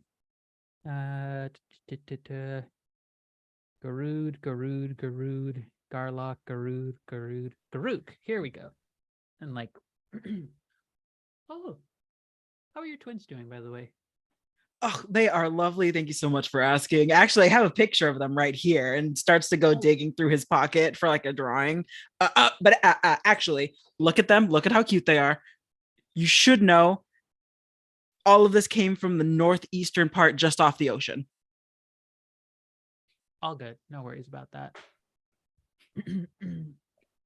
We'll resolve that issue later. It's just like definitely going through everything, and it's just like is like pulled out a folder that smells extremely floral and perfumey, It's like really hate having to look through this set and never works over well. It's like Flap going through a whole bunch of different files and papers, and it's just like, Farley, do I have that right? Yes, that's correct. Fantastic. Oh, my college research. We should share notes at some point. I'm well versed in sedative creation and toxins, but never quite got into just pure mycological studies. Very fascinating field. It truly is. We should talk about it right now. Okay, so I found this new mushroom. It's very cool. Oh, right, there's stuff going on. Sorry, everybody. I'll talk about that later. Dear, if you have anything of value, I promise I will see to it that you are given a statue and or some sort of award. I promise you I have friends in high places. Anyways, last one. Like leafing through papers. Huh. Not exactly finding one for you. That's I because I'm imagine that off you're- the grid, baby. I'm a wilderness survival expert. Ah, yes, a nature geek. Got it. Exactly. Let me see. You see her like go to another corner. She pulls out a little, almost like a tackle box, and she pulls out like a very similar symbol that's on yours, holding on a necklace. I assume the ranger sent you. Yeah, I was here to get supplies, and it looks like that kind of went down the toilet. Well, you will be needing supplies. All of you will be needing supplies, but this situation is unprecedented. As far as I can tell, and you see someone else come in like very quickly, the very tall giant-kin individual who barely fits in the room. They're like 9 feet tall, so they're just like scrunching down the ceiling. Oh, so my short. God. Also short comparatively for Aster. Everyone is short for Aster unless they're at least like 15 feet tall. Yeah, that's the base level. That's the base level. Base level is 15 feet tall for Aster, but just sort of talks with him for a second. Wait, really? Oh boy, this is gonna be a thing. Oh, this is gonna be a thing. Okay. Thank you, Daedalus. So I'm sorry to have pulled you all aside rather sudden. I'm certain you all had important things that you needed to do with your lives. We've had a situation occur, as you can hear and well see outside. Something appears to be affecting the city's guardian. We don't know what exactly has happened, but it has something to do with this rain. And unfortunately, we are stretched very thin right now for people to go and directly handle it while we're solving all of the other issues around the city. We ask for all of you to go and investigate out by more of the coastal beaches and see what you can find about resolving this situation. I need to stress this is very dangerous, but I believe in all of your abilities and you will have our support as soon as we can muster it for all of you. But right now we're stretched very thin, and I would very much appreciate your help with all of this. I mean, if it gets me out of the city, I'm in. You'll be in the ocean. Does that count? Yeah. Then you'll be in the ocean and out of the city. As long as it helps whatever this is feel better, I'm in. Never been to the ocean before. Feel like there's not going to be a lot of mushrooms, but maybe. So I'm Actually, in. there Oh, are okay. delightful ocean Say no more. mushrooms. Say no more. I'm in. I'm completely in. You've sold me. Garuk, the only dude who will ever hear the phrase, who will ever be able to rightfully say the phrase actually without being met with scorn.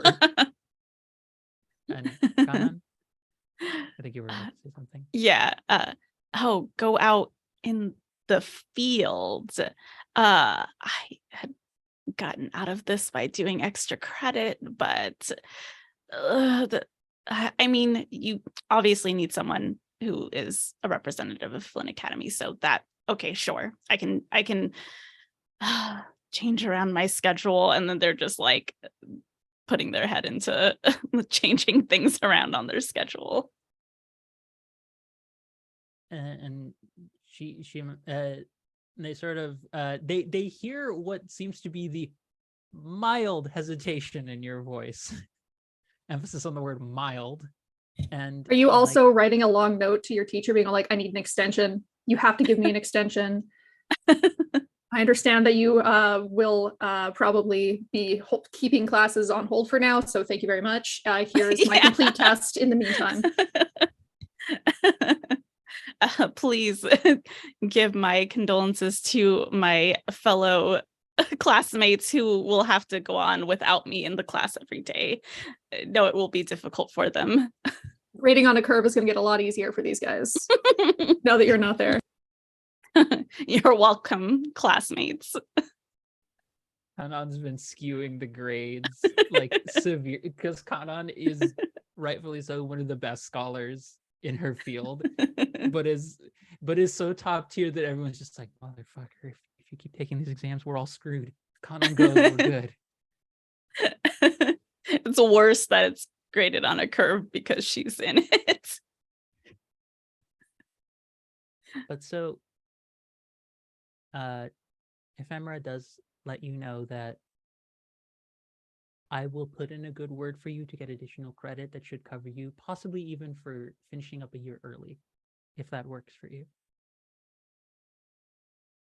Yeah, Ghana's eyes like light up at the idea of like just skipping through things. Yeah, I was looking for a project like that anyway. I was hoping for early graduation, so that should be fine. Can you just go by my parents and let them know I have a very important task that I need to complete? So she gotta just waves them away. I will be handling a lot of things, but I will happily go and take care of that myself as soon as I am able. I will let your folks know that you are only in the same amount of danger that anyone practicing magic in this world is. It's not the most reassuring statement Ephemera could possibly make. Yeah, I but feel like you could phrase it better. I feel like Ghana's just like, that's fine. Whatever. She's like, does stuff for her family, but she's also like, nah, I'm in it for me.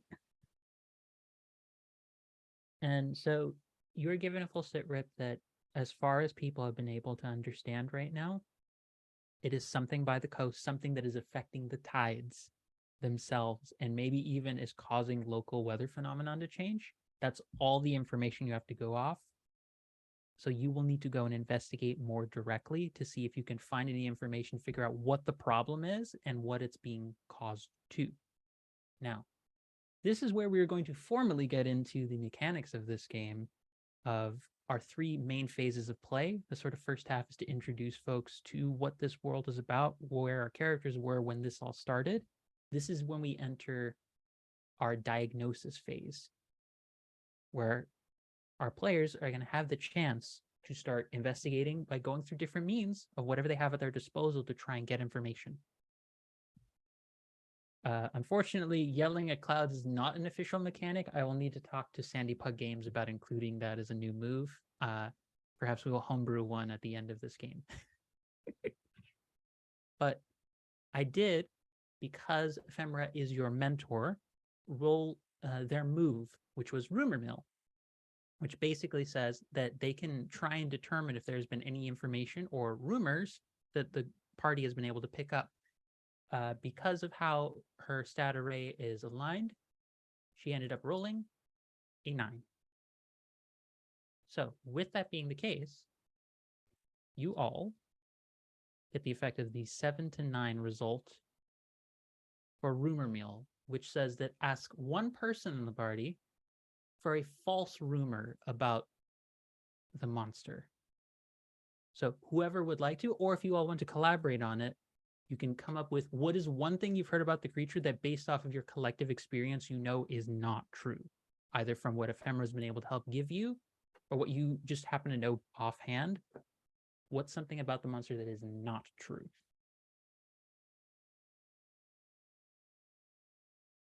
It would be really funny if you were just like, it's not dangerous at all. It's actually super friendly. just wants to play. This is something that our characters know is not true. Or you can just decide as players as well as Okay. you know is not true. This is full, like, you have creative license here. This is fully like, this move is designed, and it's kind of why I think the whole table decided to pick it, to let you generate something that will help you know where to start with this creature.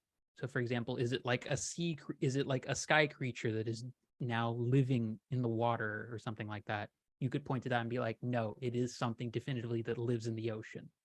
That's an example of like, no, based off its behavior, it has to live in the ocean. So that's an example of something that, you know, the rumor about it being a sky-based creature that fell to the ocean is false. That's an example.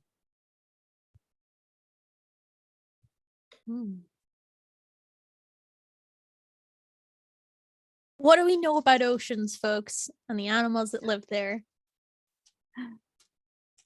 Not much. Something about whether this monster can actually breathe underwater, or if it's in like a mammal, I guess, that needs oxygen. Yeah, like a seal, it has to come up for air every once in a while. Yeah, I That think is, I think that would be great. That I think we know that it is not solely water based. It has to be both able to breathe on land and breathe underwater. So we know it's just not nautical. so that'll be your piece of information, you know, for sure, that this is a creature that, while it is very adept at swimming, it can probably be underwater for a long period of time. It is something that eventually has to rise up to the surface to get air. Yeah, I think But it dolphins and tends- everything can last for like an hour. So bigger than that, probably a couple hours, I'd say. Yep. But so now it enters the phase where y'all can look towards the diagnosis set of moves in the game, or on the system reference doc that I've made for y'all.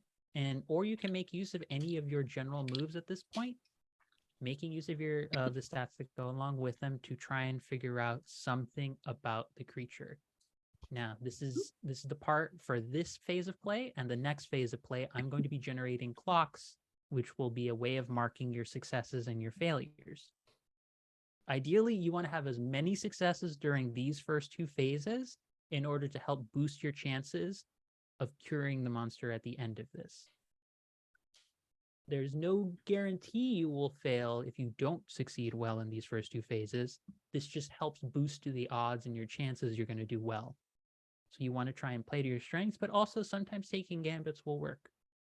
So what ideas come up? You know, just a starting point. It's been somewhere near the beaches and somewhere near the ocean.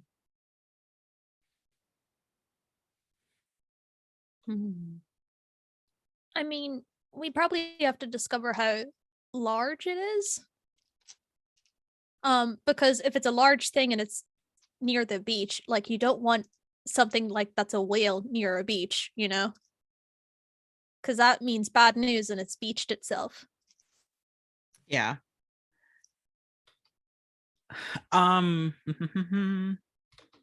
I think a good way to check that out is, like I asked earlier above table, if I knew if there were any large ships or crews that were out on the water. So I think maybe going down to the port and asking if anyone happened to be on the water when this very loud roar happened, to see if anyone actually got visual of it. I would like you, Garuk, in that case, to pull a thread. When you ask around for some information about the monster and its condition, roll plus allure. So yeah, this is a perfect use of that move. So Garuk, so you roll 2d6 plus your allure, All right. and see what happens. Ooh. I got an 8. Because my allure is known as fellowship and camaraderie. So as someone who also does a lot of their work on the water, definitely was like knowing the way to speak to these people to get the most information out of them as possible, even if they're frantic right now. Yeah. So what this does on a 7 to 9, you get to pick one of the 4 options available. The information is flawed and something nasty awaits you when you arrive. So It's still a success. The Yeah. information is just going to either be incomplete or there'll be something wrong with it. So you get to choose between, you know where the monster was last seen, you know where to find a survivor of the monster's last attack, you know the site of the monster's most recent rampage, or you know where the monster used to nest before it went berserk. I think I'm gonna go with the site of its most recent rampage. Okay. So you and the party are just sort of like huffing it down to the coastline, to the beaches, and seeing that like the water is slowly but surely starting to rise up closer and closer to like the edges of like the docks and such that exist. So it's not an immediate threat, but you know it can very easily become, it will get worse if this is not stopped sometime soon. You head down to the low tide communities, which are known as sort of the folks who kind of have more of a reckless approach to their lives, and that they're kind of used to being folks who travel around anyways for where they live. And the low tide communities are kind of referred to as such because they're the folks who sometimes the water will rise high enough to literally flood their homes, and most of those folks have actually literally adjusted to living that way. Like their homes are almost kind of portable. Like imagine the way that like conch shells are used by like crabs and such. There are literal crab humanoids who are just like, I'm used to this. Funk, home's mine now. But you ask around and you do meet some crab fishermen, which sounds very weird when you think about it, but don't think about it too long. And they do happen to tell you it was cited the last rampage, you said? Most recent rampage? Yes, please. There was a couple of different things you get signs of. You see along some of the homes, some of them are traditional, like they've just made like brick, mortar, stone, or like wood frames and all of that stuff.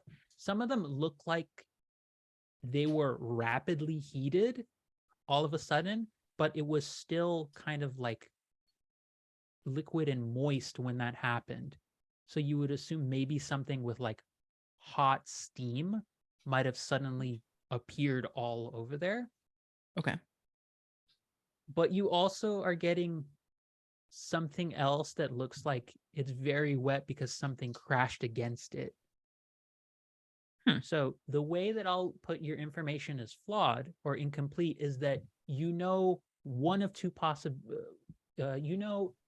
possibilities. One, this creature has some sort of steam breath it can unleash at will. It has power over, or it has power over the tides, or it has both. Oh. But you know those three tidbits, one of those possibilities is true. It could either have steam breath, it could have power over the tides, or it could have both. Okay. But that is a success. So that is one success on your clock counter. Yes. So here we go. That's one bit on diagnosis. Who's going to take the initiative for the next bit? I think Ganon was hoping to do make a deal. And I'm thinking like maybe Ganon knows like an uncle who works as like someone who works in that area to like rescue people if they, go a little too far out into like not like a lifeguard, but kind of like that, I guess. Someone who's like on a search and rescue team, but it's water based.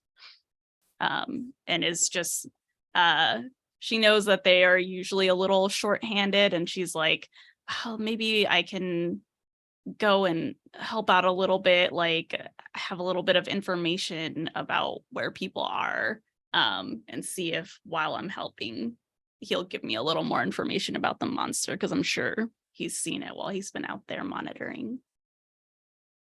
Okay. So make a deal. When you promise to help solve a problem for someone in exchange for information about the monster, hold 1. When you succeed, spend hold on the following options. So to me, that reads as once you finish the deal in some capacity, you'll get access to the hold 1, and you'll be able to pick which of those options you want. So I think the way to roll and give a mechanical edge to this is that I want you to describe for me, using any one of your specializations or your particular special or your trainings, to roll 2d6 to try and get a success on that. You're looking for at least a 7 to 9. And just describe to me, how are you helping out with folks in the recovery efforts? Gotcha. Let me see. Are you I- just yelling at people that are like they're like help, help, and you're just like swim, jeez. You can also use your general moves as well if you can think of something that would apply in this situation, folks. Don't forget about that as well, because this could also be used as a substitute instead of just having to come up with one. If you think a move applies here, I'm open Okay. to whatever you think. Are you Whatever open you to come up with. considering that swimming is climbing underwater? No. Okay, then I can't use my move.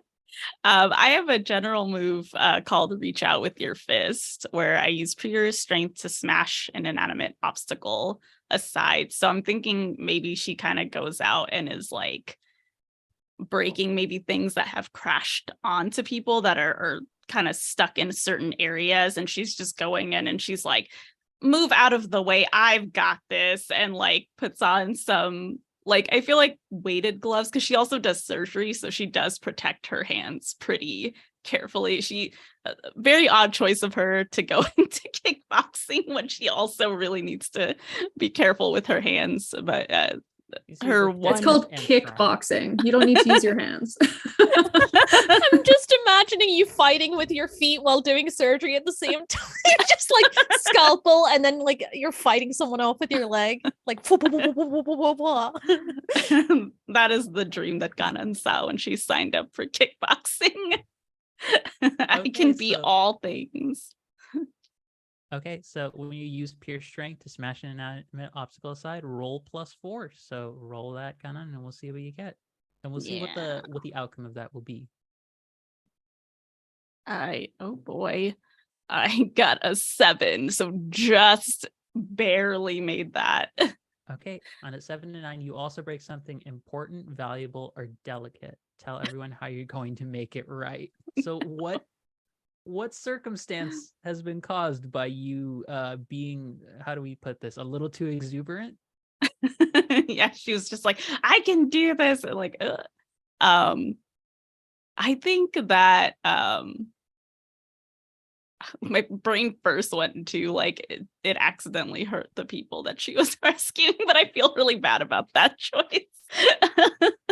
She immediately needs to go into surgeon mode. I think it's just that these were like historical like places that were supposed to be kept pretty intact, so like they were going slowly because they were also trying to like preserve what they were doing while getting people out as quickly as possible. And Gadon's just like, get out of my way, I can do, and breaks things that are fairly valuable to the city to get to people, so it does get them out faster. However, they're now there is a sense of losing a lot of money. There's a sense of like, oh boy.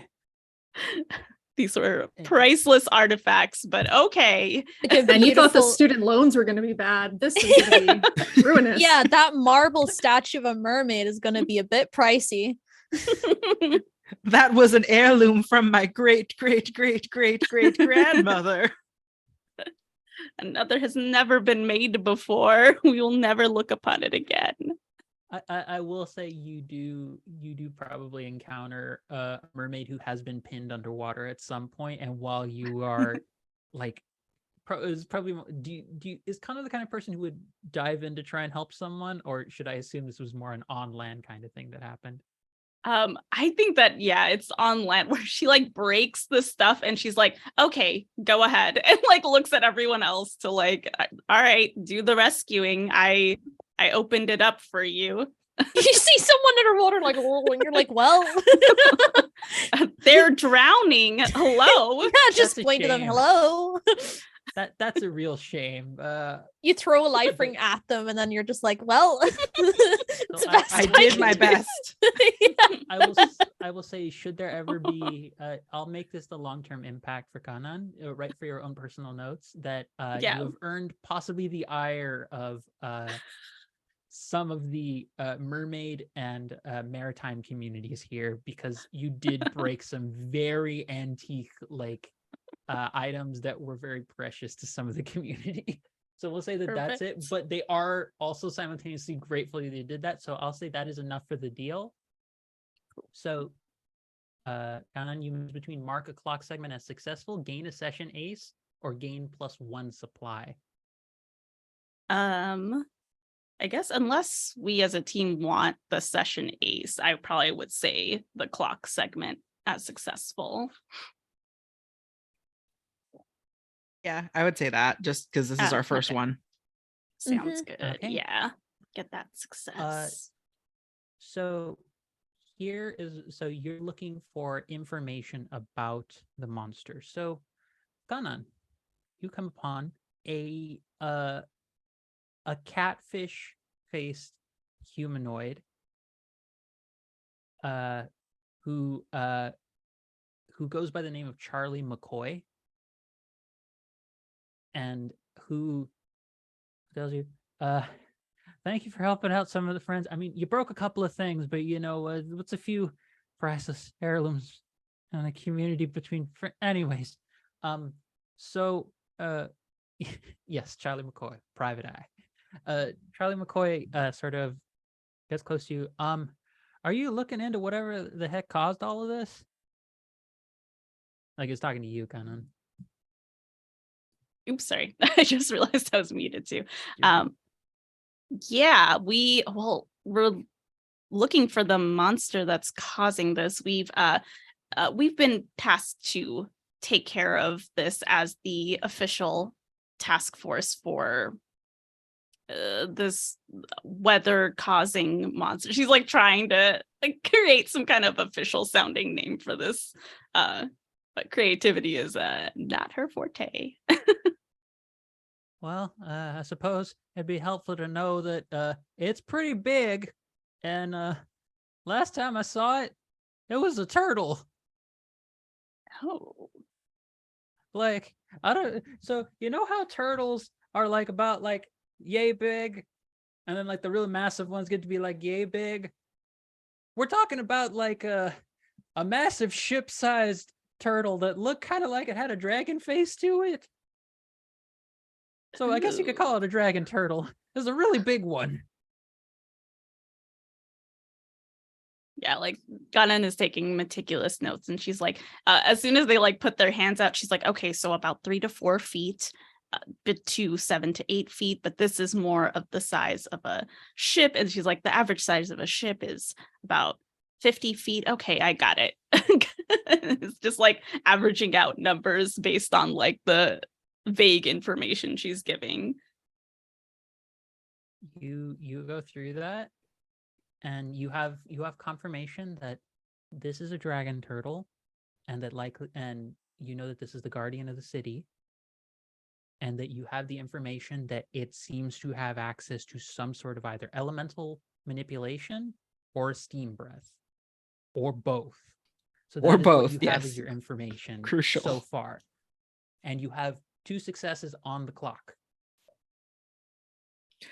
Can we also After- say, just as like a fun character thing, that Kanan only gets the ire of like the community as opposed to the outright hatred, because Garuk's just in the background being like, she's new, she doesn't understand yet. I Like think the that's parent fair. taking the blame. Garuk's got like +50 in community relations, and Kanan's got like -20, so it's just like Yeah. balancing it out a little bit. Just take from my pool, you'll be fine. You're just making promises like to ease things off. I'll help you out with the. Remember the last time that I helped you fix the net? I'll do that again. Are you like a Just- DIY dad? You're just like, some Gorilla Glue will be fine. I'll fix it right up. My acuity is actually called contraption, so yes, I absolutely am a DIY See? dad. Love this. Perfect. I love this so much. Okay, so that's two segments. So Aster or Farley, do either of you want to chime in on Do you something? got a plan? Farley, unfortunately, is not It's not a super mushroom. helpful in this situation. I don't really have too much, to be really honest. I do have a move, or not a move, a background for investigation. So I can maybe try and like find exactly where we can find this, if that is something that I could possibly do. Yeah, you can definitely.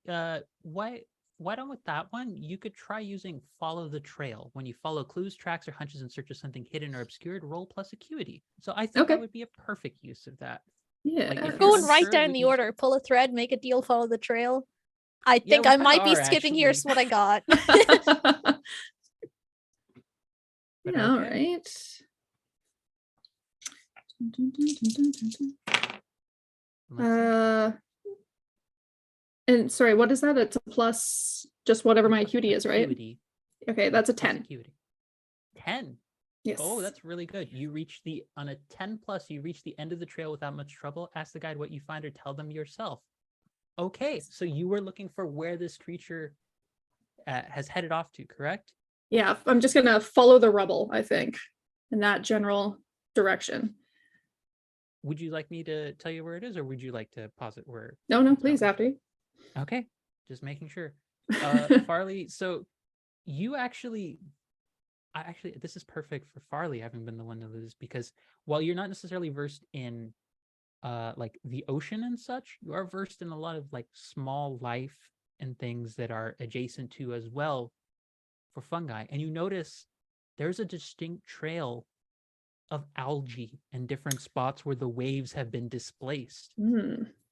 So you start like picking out and noticing where the water has gone like a different kind of color, like more of a sickly green kind of coloration to it. And you see that, just keep casting your eyes out, peering outwards, you see there's an island that's normally used by local academics who are trying to live off campus from some of the main universities, and sort of are also tending to their own like wildlife preservation kind of projects on the island. But you also would have heard from talking around and asking folks, like, if you like, is there anything out there? You would know there is a massive cave like on one side of the island that's something as big as a dragon turtle could fit inside of. So you know that is a very likely location where, if this thing is rampaging and going like back and forth, that's where it's likely going to be. And also, as part of that, you get the information that this being is maybe using the algae in some capacity to channel its abilities. And that the algae is definitely not it's not natural from what you're seeing. Like, even I imagine Farley's trained enough to know not to touch the substance directly, but you can see where it's affecting things, where it looks like it has rain spots on it, but it looks like there's these little crystalline fissures, and wherever it lands, that the algae is like spreading over. So Well, you get the sense that this might be the source of some of its sickness. okay. I think Farley, very carefully with some thick leather gloves, dragon hide gloves, is going to scrape a little bit and put it into a little vial to keep aside and maybe do some tests on later. But is also going to inform the group of what's going on, and also kind of look around and see if there's a handy boat or something that we could get on and head out that way. There is, in fact, a handy boat. And so you all have more sense of what's likely causing the sickness to this creature. It's something to do with that crystalline algae that maybe has spread over its body. You know what it is. You know how big this thing is, which is to say it's massive. And you know its likely location. So with all of that, I am happy to say all 3 segments of your first clock are filled in, all with successes. So when the clock is full, we move into prognosis. It's time to I was move just on. standing Check the there clock. because I couldn't climb underwater. The whole time you're So- trying to figure out how you can climb underwater, and you're just like, this isn't going to work. Yeah, I brought my old hiking kit. So here's what happens. If every segment is marked a success, you gain a critical ace, and you get to ask the guide what you need to cure the monster's wounds. If more than one segment is marked success, roll plus successful segments. But you have all of it, so I'll say what you need. Yeah, you get the critical ace, and I'll tell you exactly what you need to cure it. Yeah, you don't have to go through any of the other steps. You all did so well on your rolls in this that Hell you did yeah, it. go team. This is Awesome. actually going to be relevant specifically to Aster. Hell So yeah. the particular way to resolve this algae tends to have a very corrosive effect both to the psyche and to the digestive system of things that ingest it. Normally, whatever this rain effect is on it is amplifying that extremely. But there are a variety of different flora, and particularly lavender blooms, that grow on the sides of mountains and in very isolated spots like cliff sides.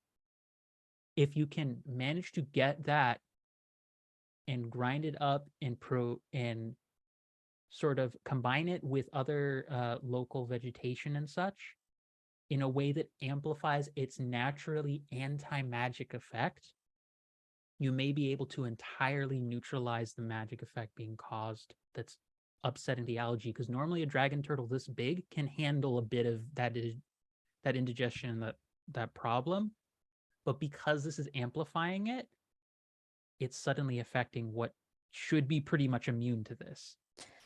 Okay. And we'd probably need a lot of it because it's a big guy. Yep. So it is a big guy, and with having that information, I'll say the party is able to move towards the island and move into the second phase, which is synthesis. So you don't necessarily, and I'll say I'm going to let Aster take the lead for the first bit on this because everyone else had their turn for the last phase. So I'm going to let Aster take the first turn for this one. But you all, I will say, have been able to arrange transport over to the island, and you have a sense of where the thing is. But synthesis phase is pretty much all about trying to actually make the thing you need. You need to find the stuff. You need to see who you can talk to around the island who might have things to provide you the tools to make it. And also just generally making sure you're preparing it correctly, or coming up with other ways to deal with it, or even potentially risking life and limb to go and secure the thing, because some of these things are in pretty dicey territory, even if they're in a conservation area. Things that are being conserved, that are in those areas, don't technically like being bothered. Okay. Yeah, Aster, it comes to you. You are all at the island. You're As up first. much as I love my alone time and doing things myself and people, I realize that I probably can't get everything that I need by myself. Cuz big guy. But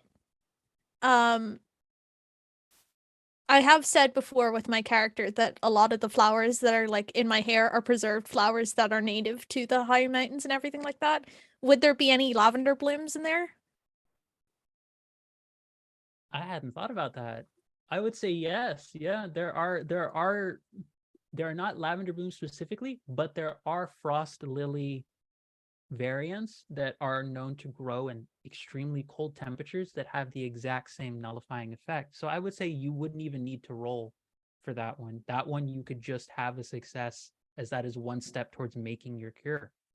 Okay, because I was just going to like show it to any and all hands available and describe the flower, like obviously show it to them and be like, this is what we're looking for. This is where it grows. Yada yada yada yada. Because if In they that have like a case- physical representation of it. Yeah, no. So here's what I'll do. It's not enough. It is a component, but it's not enough on its own to make the entire cure.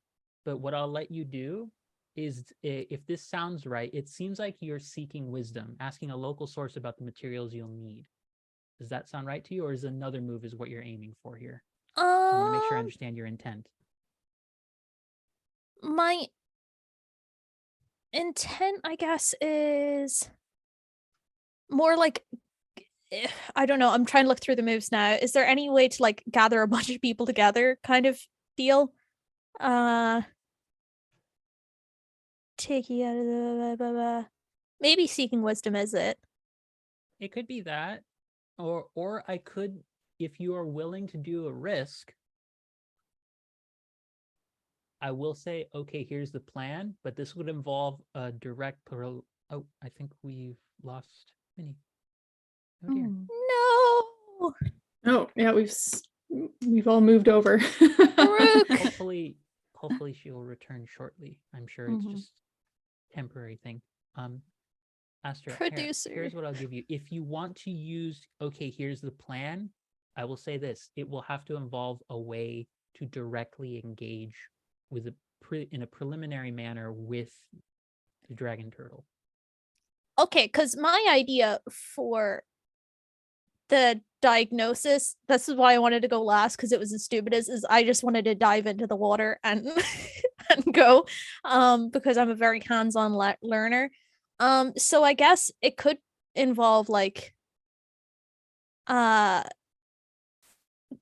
diving scouting to actually see the dragon turtle and see exactly where it's affected to where we need cure, I guess. Would that be risk enough? Yeah, I would say Getting in sight line of say it? if you're doing something like that too, there is the option to use Take on the World, but I'm going to let you pick which one you feel is most appropriate, because Take on the World would also work for that as well. It is up to you what your intent is, and then we'll pick a move and we'll go with that. I just want to make sure I'm not overriding what your desire to do here is. Okay. Yeah. Sorry. New system. Lots of moves. All good. This is why we're checking in. I don't want to assume what your intent is. I want to know what it is, and we try and make it match the narrative as best we can. Okay, so here's the plan. The outcomes of that are foreseeable risks and very obvious foreseeable risk about it, namely your body. And also I will say,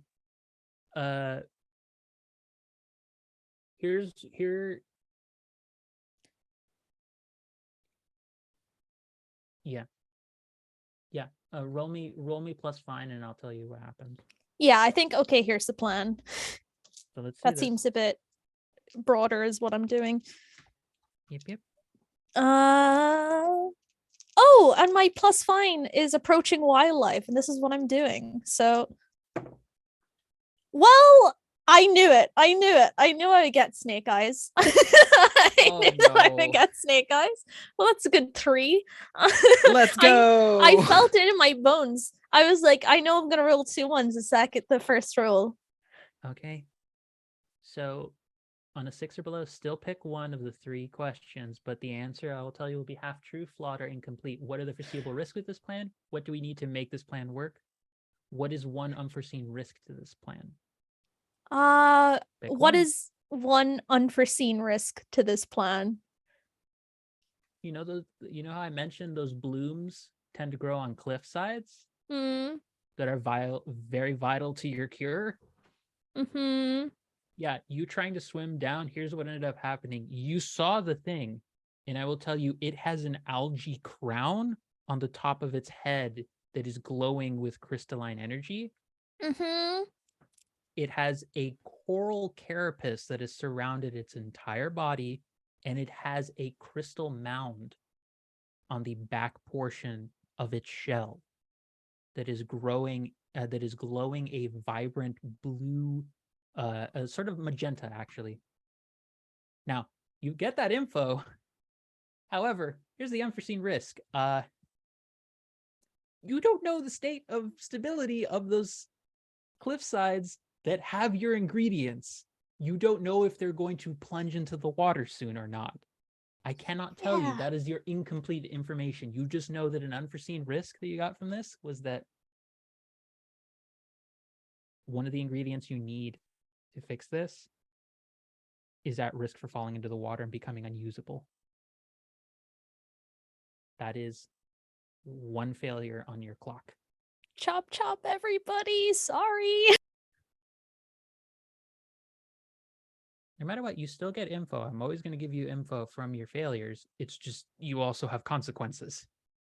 So who would like to take the next step? You've seen Aster just like dive in and just be like, I'm going to go find this thing. Is that how it turned out? Yeah, I was just like, everyone was like, okay, let's get on the boat. We were on the boat and I was like, hey, I have an idea. And then the next second gone. Did not voice their idea and then just surfaced back up, like hair all over their face, like some kind of like swamp monster, and was like, it didn't go well.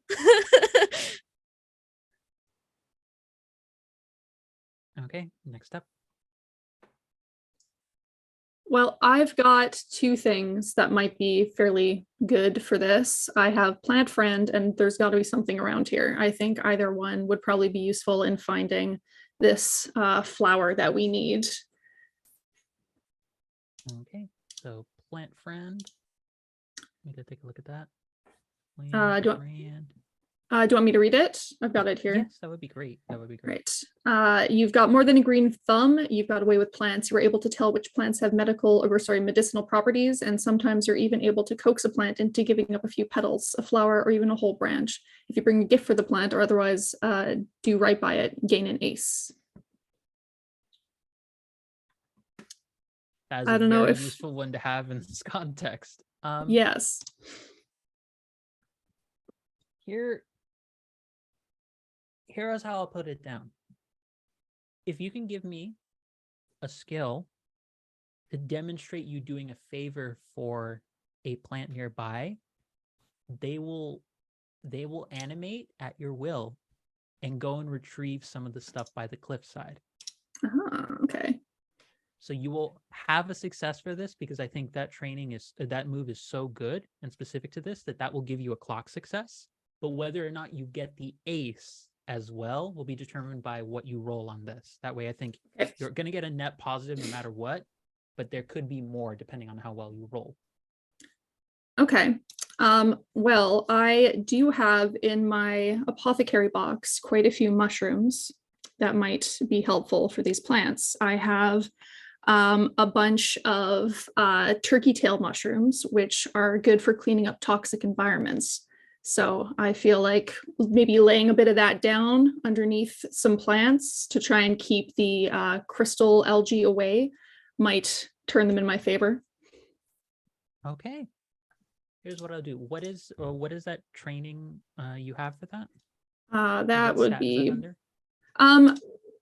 I guess it would be up to you. I guess I could either use apothecariology or mycology.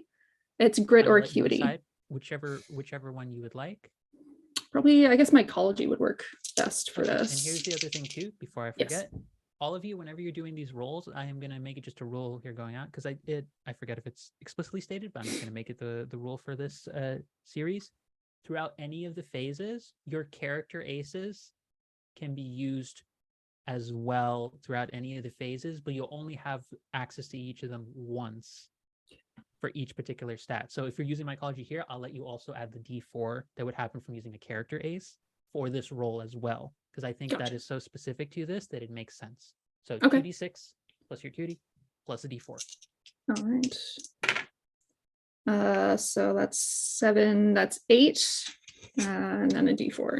Where's my D4? Oh, no.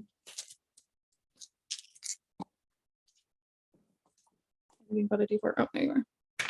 Oh, and a 4. So that's 12. 12. Yep. The plants are so smitten with you and for you trying to clear up anything that it appears as though a couple of the folks, the conservationists on the island, may have missed a couple of spots just because of they have specialties, but they don't necessarily always get everything. And you are well attuned to these sorts of concerns. So with that, you successfully get the character ace you just spent, you get it right back. So you have a character ace for use in that. So yeah, holy Christ. Yep, that is really good, folks. So that is 1 failure and 1 success on the clock. So Kanan or Garuk, do you have any other ideas about moves you would like to use?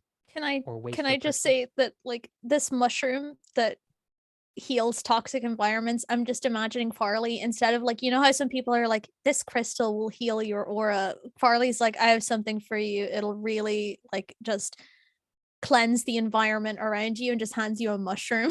It's like such a good concept. If you brew it into tea, it's even more effective. Oh, sorry, those are magic mushrooms. My apologies. I'll take it right back. Sorry.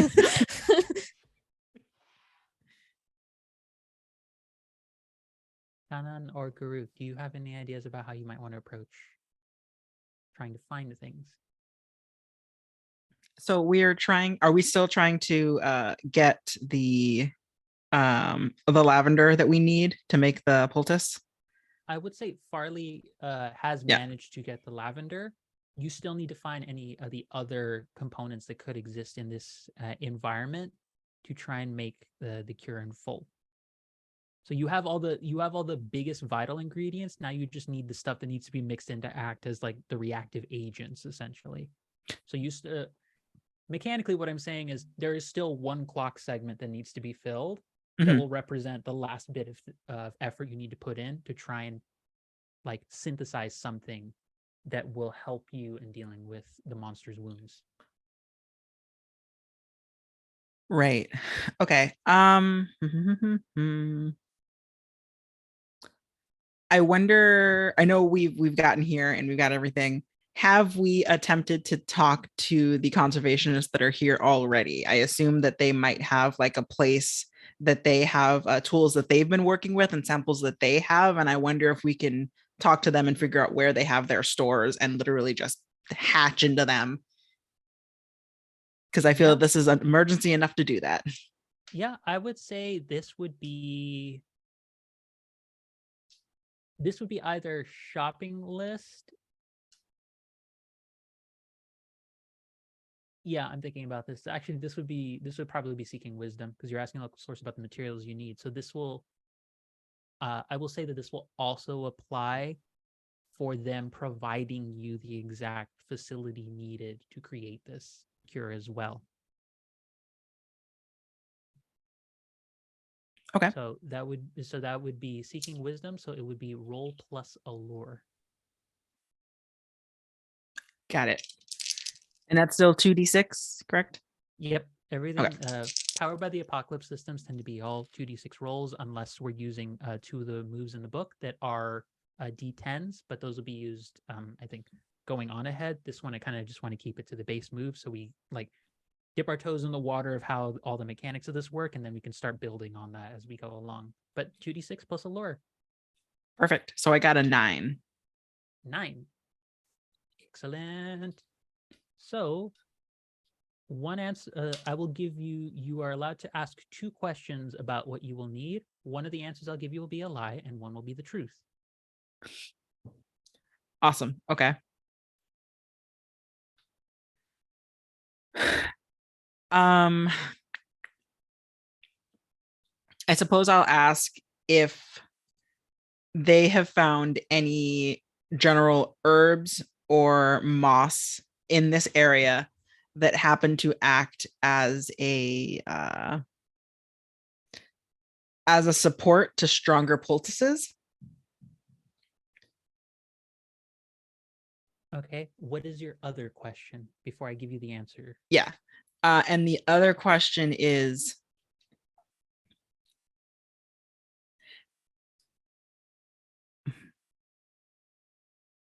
is there anything else in their stores that acts as a calming agent? So to that question, I will say no. To the first question, yes. Okay. So so there is a possibility they might have something and you don't know, or there's a possibility that they've already gotten everything. They're holding out the weed on us. But that is an overall success. And so with that being the case, the party has reached the full clock being filled. So we now move into the move pharmacy.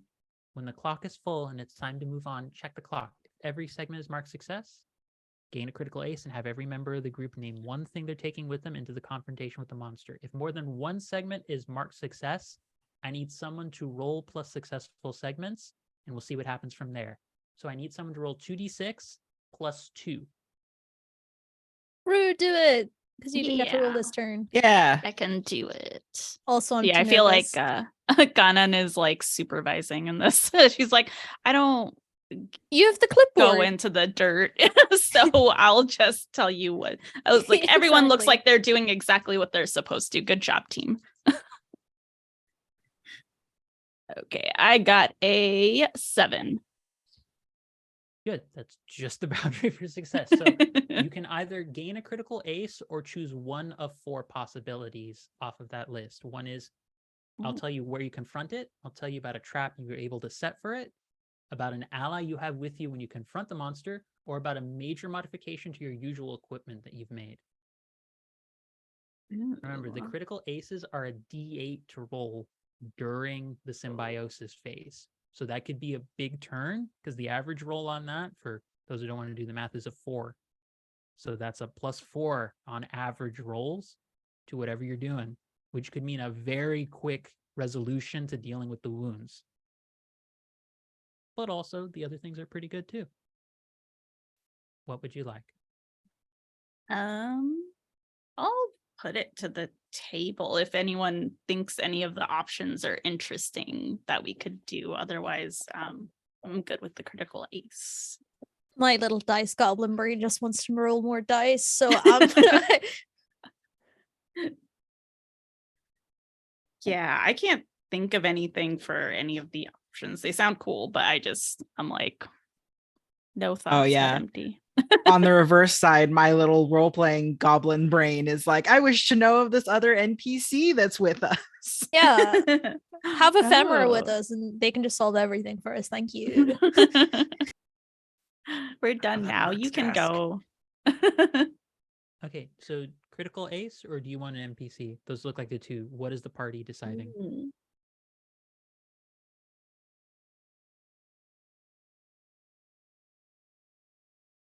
I think critical ace works personally. Okay, we'll go with you have a critical Let's ace go. banked. So with that, you have a critical ace banked, and we move into symbiosis. You have your diagnosis. You know it's the algae and the crystalline and the magic of the crystals that have landed through the water droplets on its body. You have your tools. You have all the tinctures, the poultices, and the mixture needed from the frost lily and the lavender blossom blooms. Time to get to work. Now you square off against the monster and attempt to heal their wounds. This is a little bit different from everything else. You're still going to do actions and follow moves, but there is no clock here. Here you're trying to use your abilities and skills to cure the wounds causing the monster to go berserk. So what you're going to do is you are going to have a control track. So the way this control track works, as a reminder to folks, is you will start at the D4 spot on a track, and the monster is going to start on D12. You need to secure control in some manner using moves to move you along the track and then put you in a place where you can start doing essentially cure wounds as a move. It may be hard when you're rolling on D6 or even D8 alone just to try and solve it. But remember, you have aces, both of a critical variety and your character. So now this just comes down to, let's see if you can deal with this sickness. You manage to take the ship into this massive cave, and you see, just sort of taking a break from swimming and being berserk, this massive dragon turtle. Just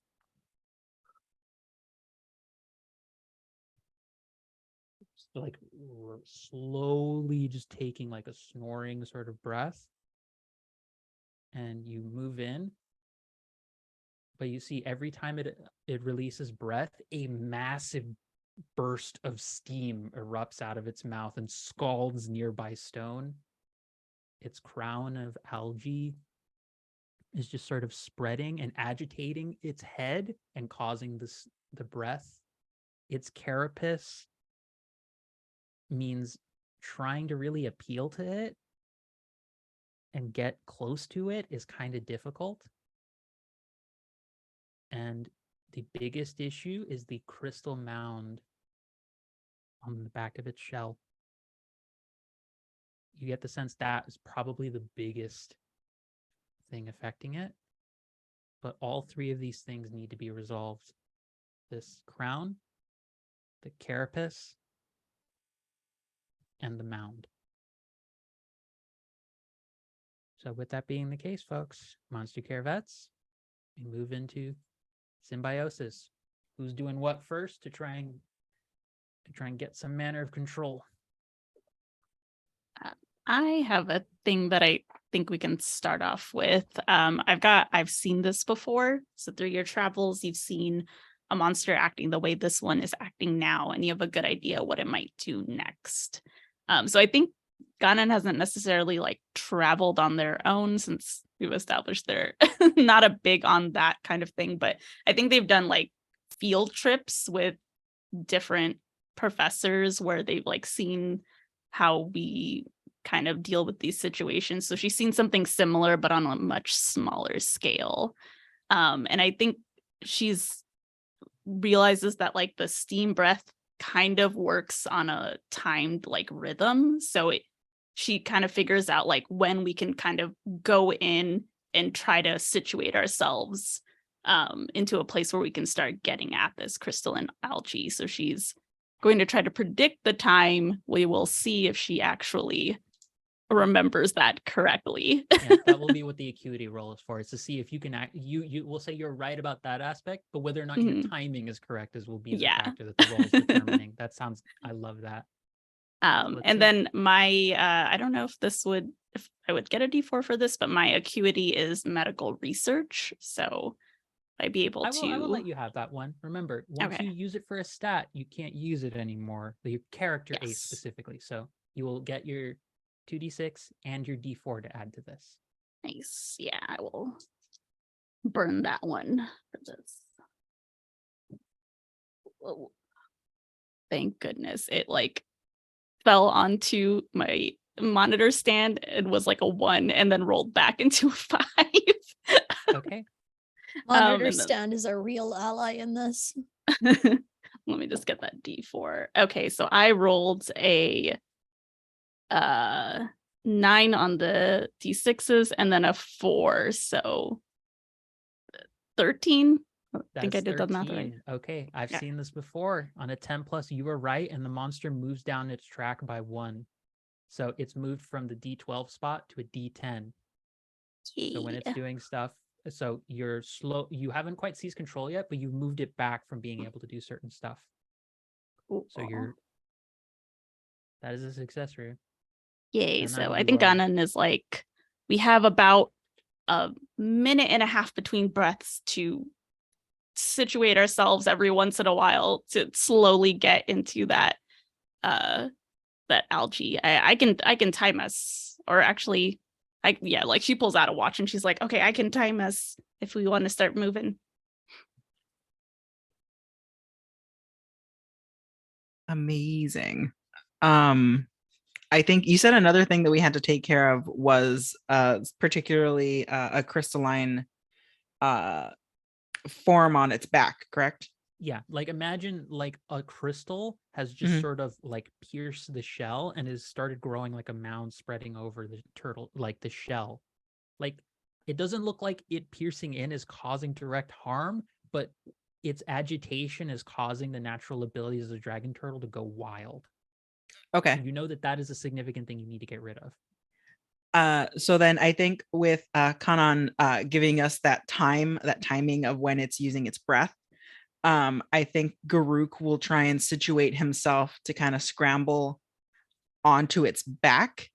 And I'd like to use my grit, which is called shucking, to actually try and literally get a knife under some crystalline formations and literally just start shucking and carving them off of it. I love that. Okay, so that's grit you said. So that'll be Mhm. 2d6 grit, and if you and because you're using that training, then then you get the d4 for that as well. Okay, perfect. Alrighty, that is a 12. Holy Christ, that is great. Okay, you know what? I'm gonna have it be you move up the track on that one. That gives you automatic control. That moves you, and you have control now. So you're at d6. Okay, you are doing this, and the creature is reacting. It's getting there.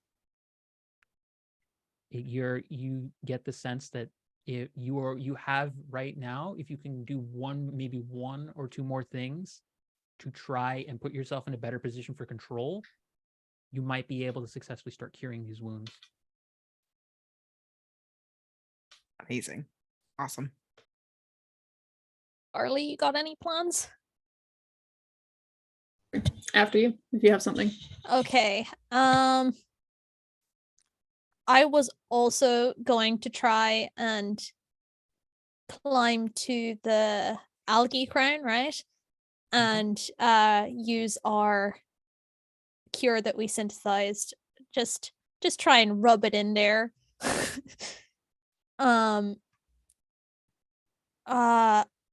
But I guess the main issue is climbing up to this thing's head without it noticing, because it's its head. And it won't have He's asleep. It's armor fine. there. Yeah.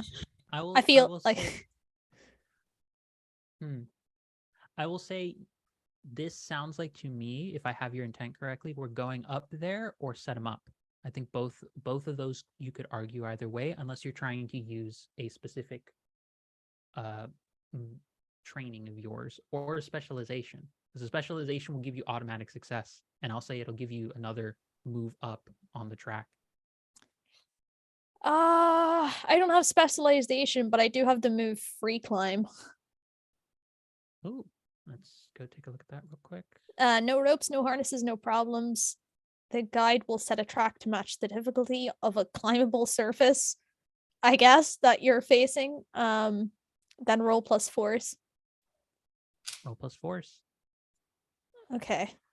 Let's see, free climb. And then Yep. can I add a character ace to this of like Yeah. These are all things you can add character ace to. that's D4 still, right? Yep. Character ace. When you want to use Yes. your critical ace, that'll be a D8. No. I'll just use a character ace. Please be better. Well, the one was on the D4, so that's a 6, 7. 7. Okay. You will lose one supply, but I will say you are able to get up in a position that I'm going to give you another move, another level of control. Because now this thing wants to react. And so you had to lose one of the one supply that you had to go with, that you started this. So some of the supplies that Ephemera did leave you with in order to get used to this, it's like trying to bat you off. Like, it notices, and now it's very angry. Oh, it's like a little rodeo. So this now comes, I will say now you are on the D8 spot for this. If someone wanted to try and cure the wounds, you could possibly do it.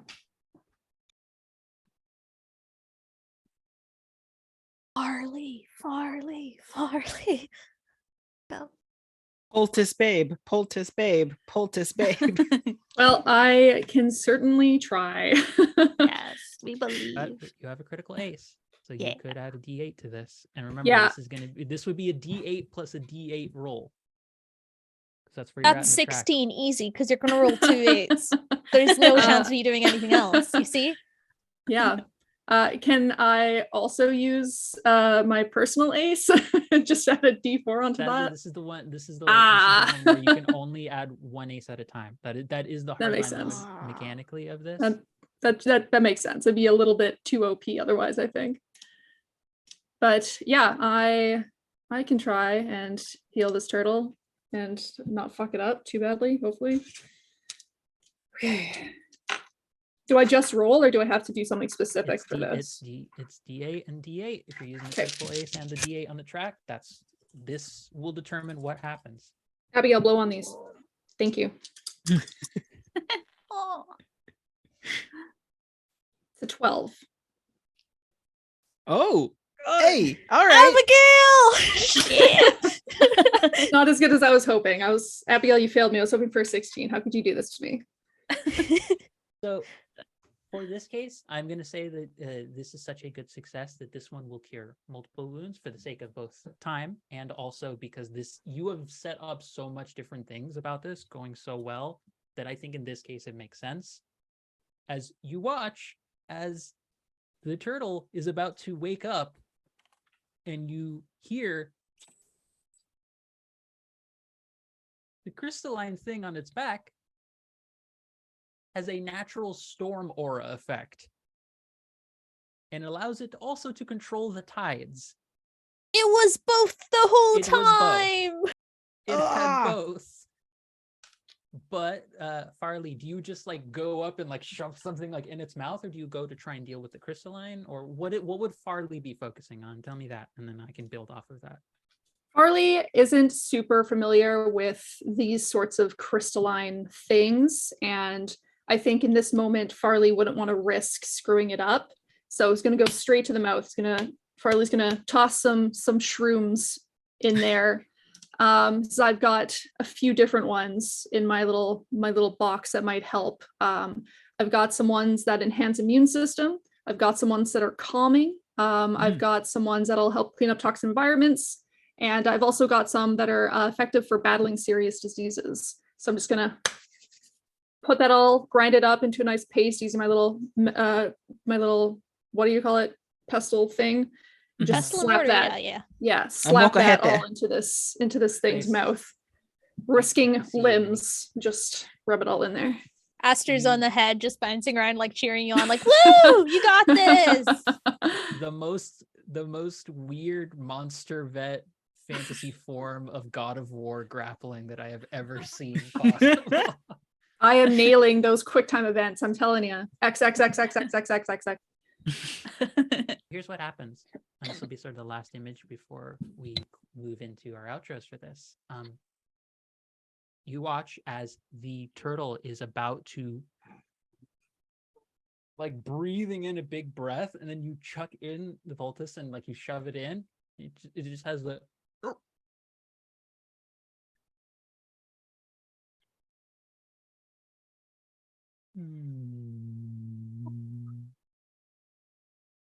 and you watch as the effect takes hold in its body. The crown of algae begins to just split apart and break. The carapace, the coral carapace armor slowly recedes back so that you only see the natural hardened turtle shell. And the crystalline mound just slowly begins to just rescend entirely until it's nothing. And you watch as all four of you see as the crystal breaks, there is a feminine form that is there.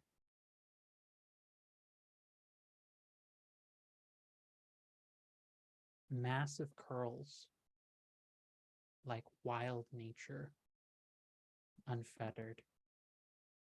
A mantle of what look like autumn and spring leaves forming a long gown over her rather plump and gorgeous body. Deep brown, warm tones to her skin. And It's like someone talking from waking up from a dream or maybe a nightmare. Hello. And that is where we're going to end our session for today, everybody. As you Woman in the solved your crystal. first case. Congratulations, Monster Vets. You cured the wounds. You did it. Yay. Good job. And then we So, did the thing. that has been all for today. I want to say thank you to our raiders, including our fantastic recent raiders of DM Studios and the folks who rated us earlier. Thank you for coming in. And as always, for continuing to be great folks. God damn it, they found the avatar. They did not find the avatar. So We I'm did gonna give it. folks real quick for this. Shout out projects you're in, just 2 to 3 points, and try and be very similar to how you started at. I think we had who was it? Was it Farley who was first? No. I think I said Minnie was first. So Minnie, projects you're in, real quick, who you've been playing and where we can find you. Just everyone, let's do this real quick. Hey guys, Minnie, you can find me at Stalwart Ursa on Twitter and Twitch. On Monday, I'm going to be doing a big Mass Effect N7-day Twitch stream, so check me out there where I'll be playing Mass Effect and being queer in space. And I also play a Power Ranger for the Solar Rangers over on Bardic Inspiration Network on Fridays. So check that out. It's really fun. Fantastic. And I think was it Gask who was next, or was it Nikki who was next? One of you go. I'll speed run. My name is Gask. I've been playing Aster. I have no upcoming projects other than this guy, so keep tuned in, I guess. And also I want to use my time to say, who do you romance in Mass Effect? I love Garrus. Oh, I'm a Liara babe. Liara all day. Okay. We can still be friends, I guess. Nikki, go next. First of all, Garrus Supremacy, but also you can find me here on Saturdays and on Sundays over on the Vancouver by Night channel, playing the incomparable Denny the Tiefling Bard in Fandolin by Night. And that's all I've really got going on right now, but you can also check me out on Instagram or TikTok under impoppyfield. Thanks. Fantastic. And next up, Rue. Hello, everyone. I'm Rue. Pronouns are she, her. I have been Ganon. And you can find me back here on Tuesday for our finale episode for our Mouse Litter campaign that Angela is a part of too. There's been lots of shenanigans, so it should be a explosive final episode if my character has anything to do with it. And as a small thing that I'm not personally a part of, but friend is streaming on Dumpstat Charisma currently, and they are raising money for Extra Life. So if you want something to tune into afterwards, you can jump on into that. They're playing an all non-binary game currently, Roll for Shoes. Fantastic. And for those of you who do not know me, I'm Angela Lemos Motorvejo. I've been your GM, and you can find me doing work for Girls Write These Worlds as the director of operations there, and find my work, both my poetry and my game design work over at 1, Patreon, Philosophem, and 2, itch.io at Voice of the Phoenix, as well as Rue mentioned over on our Mouse Reader game, where I play a feral librarian who's channeling big Bill Seacaster energy, but wholesome, which is a very odd combination, but there you go. And so thank you to our fantastic players, to our wonderful viewers. Just want to give some quick reminders for folks. If you are enjoying the series and think, hey, I want to be involved in that, but I've been kind of nervous about joining in, give it a shot. Apply to our creator app where it's always open. If you have a story to tell, we'd like to be the ones to help you tell it and get it off the ground. Find the form in a pin tweet over at Girls Run Worlds. And if you can, please subscribe, be followers, do what you can to ensure that women and femme-centric content like this continues to get made. Follow us on Twitch and Twitter, throw us a Twitch subscription, renew free Prime sub, or drop a couple bucks on Ko-fi. Do what you can. We're going to have some amazing shows coming up. Monday the 7th, Regency Remix Season 2 premiere, 1 p.m. ET. Monday the 7th, Wish We Weren't Here, 7:30 p.m. EST. Tuesday the 8th, the Mice and the Herb Garden finale, as Rue and I have both mentioned, and Thursday the 10th, Invincible Sword Coven premiere, 8 p.m. EST. I'm so excited for that game. It looks amazing. Hello, Cat. I love you. And we are going to raid as we head on out of here. Oh, before I forget, there is a current casting call if you're interested in being part of a very humble Glowtide, a Humblewood 5e adventure shepherded by Natalie at Ghost Candle. Those casting calls are going to be running from Thursday to Monday, so check it out on the Twitter. So with that, we are going to be raiding, I believe it was Vancouver by night. I can't remember. Yes, Vancouver by night. So as always, lovely beans, you are amazing. You are wonderful. The very heavens tremble at the glory of your existence. And if you have never been told that before, or never felt like that is true, I have told you as such. So remember, you are amazing. This weekend still has much possibility for you to have much joy and love. And we wish you all a fantastic weekend and hope to see you back next week for our next session. Take care, lovelies, and have a good day.